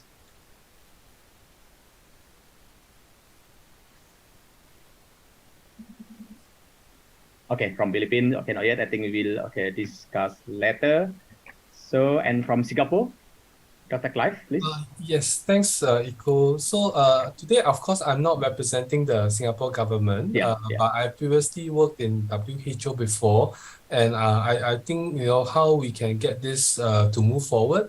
I think thank you, Iko, for sharing about the digital master plan, the ASEAN digital master plan. Actually, I looked at the document. It has a lot of references to health, so we should maybe build upon that document. And come up with a health-specific timeline or a plan, and then get that endorsed at the ASEAN so that our governments would be able to move strongly based on that. And based on my experience, we might be able to ask Wipro or CRO for help, technical support to facilitate this process. I also typed in my comments on the chat group so that we can note it down. Thank you so much. Okay. As conclusion, basically, Singapore. From your point of view, is you agree upon something, yeah? No, I think I agree. We should progress on it. Yeah. I think we are not ready to share. Because we need to have a common plan. Thank you.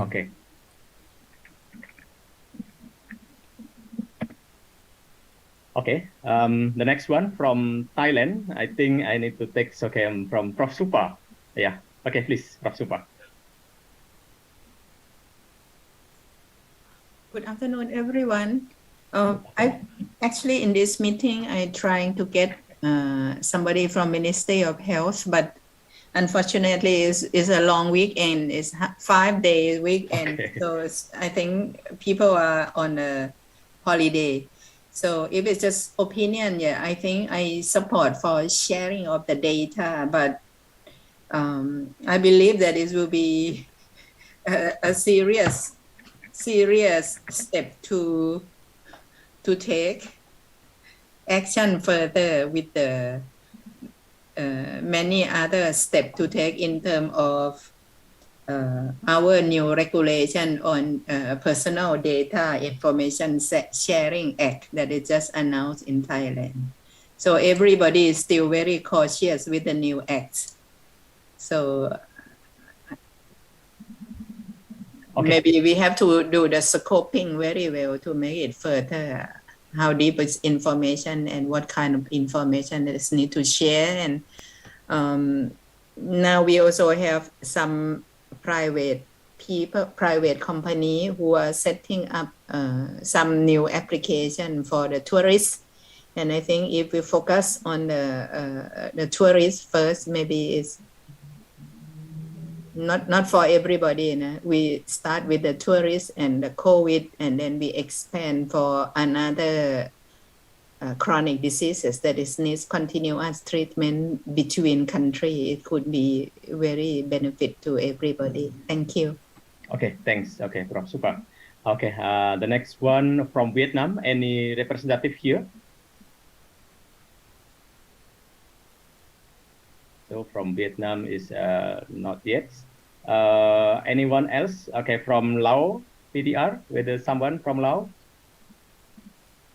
Okay, if no, I think I have here from our committee. So Dr. Priyan, are you here, Dr. Priyan?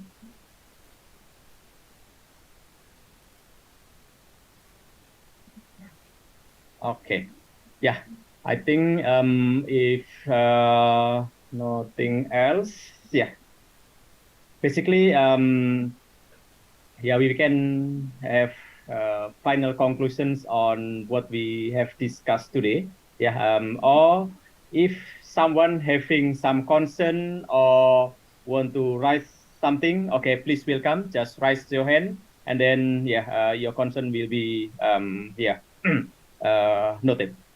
Okay, please. If anyone else want to say something, welcome.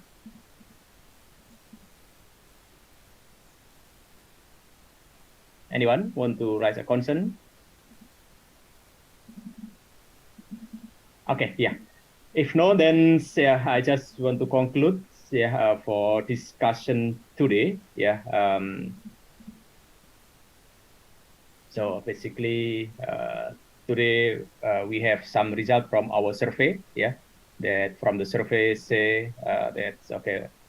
Most of the respondents agree. Yeah, okay, to share the electronic health record. Yeah, and then it's okay. We listen also the country member situations. Yeah, in terms of the electronic health record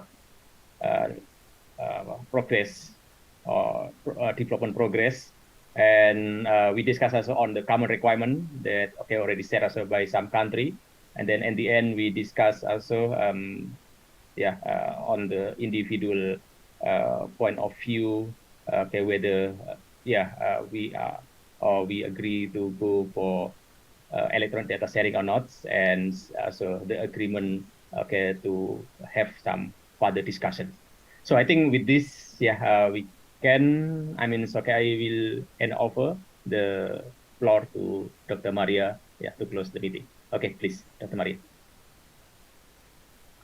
Okay, thank you, Prof. Eko. So I will make a conclusions. Mostly the audience and also all the participants agree yeah, with the data sharing on electronics health record. Maybe as soon as possible in this year in Southeast Asia, in particular, to share immunization data for medical or health research for the Ministry of Health, for health tourism in the airport authority, and of course for data sharing using an international standard. Yeah. So ladies and gentlemen, finally we come to the end of this webinar. For the closing, we will take photo together. So please turn on your camera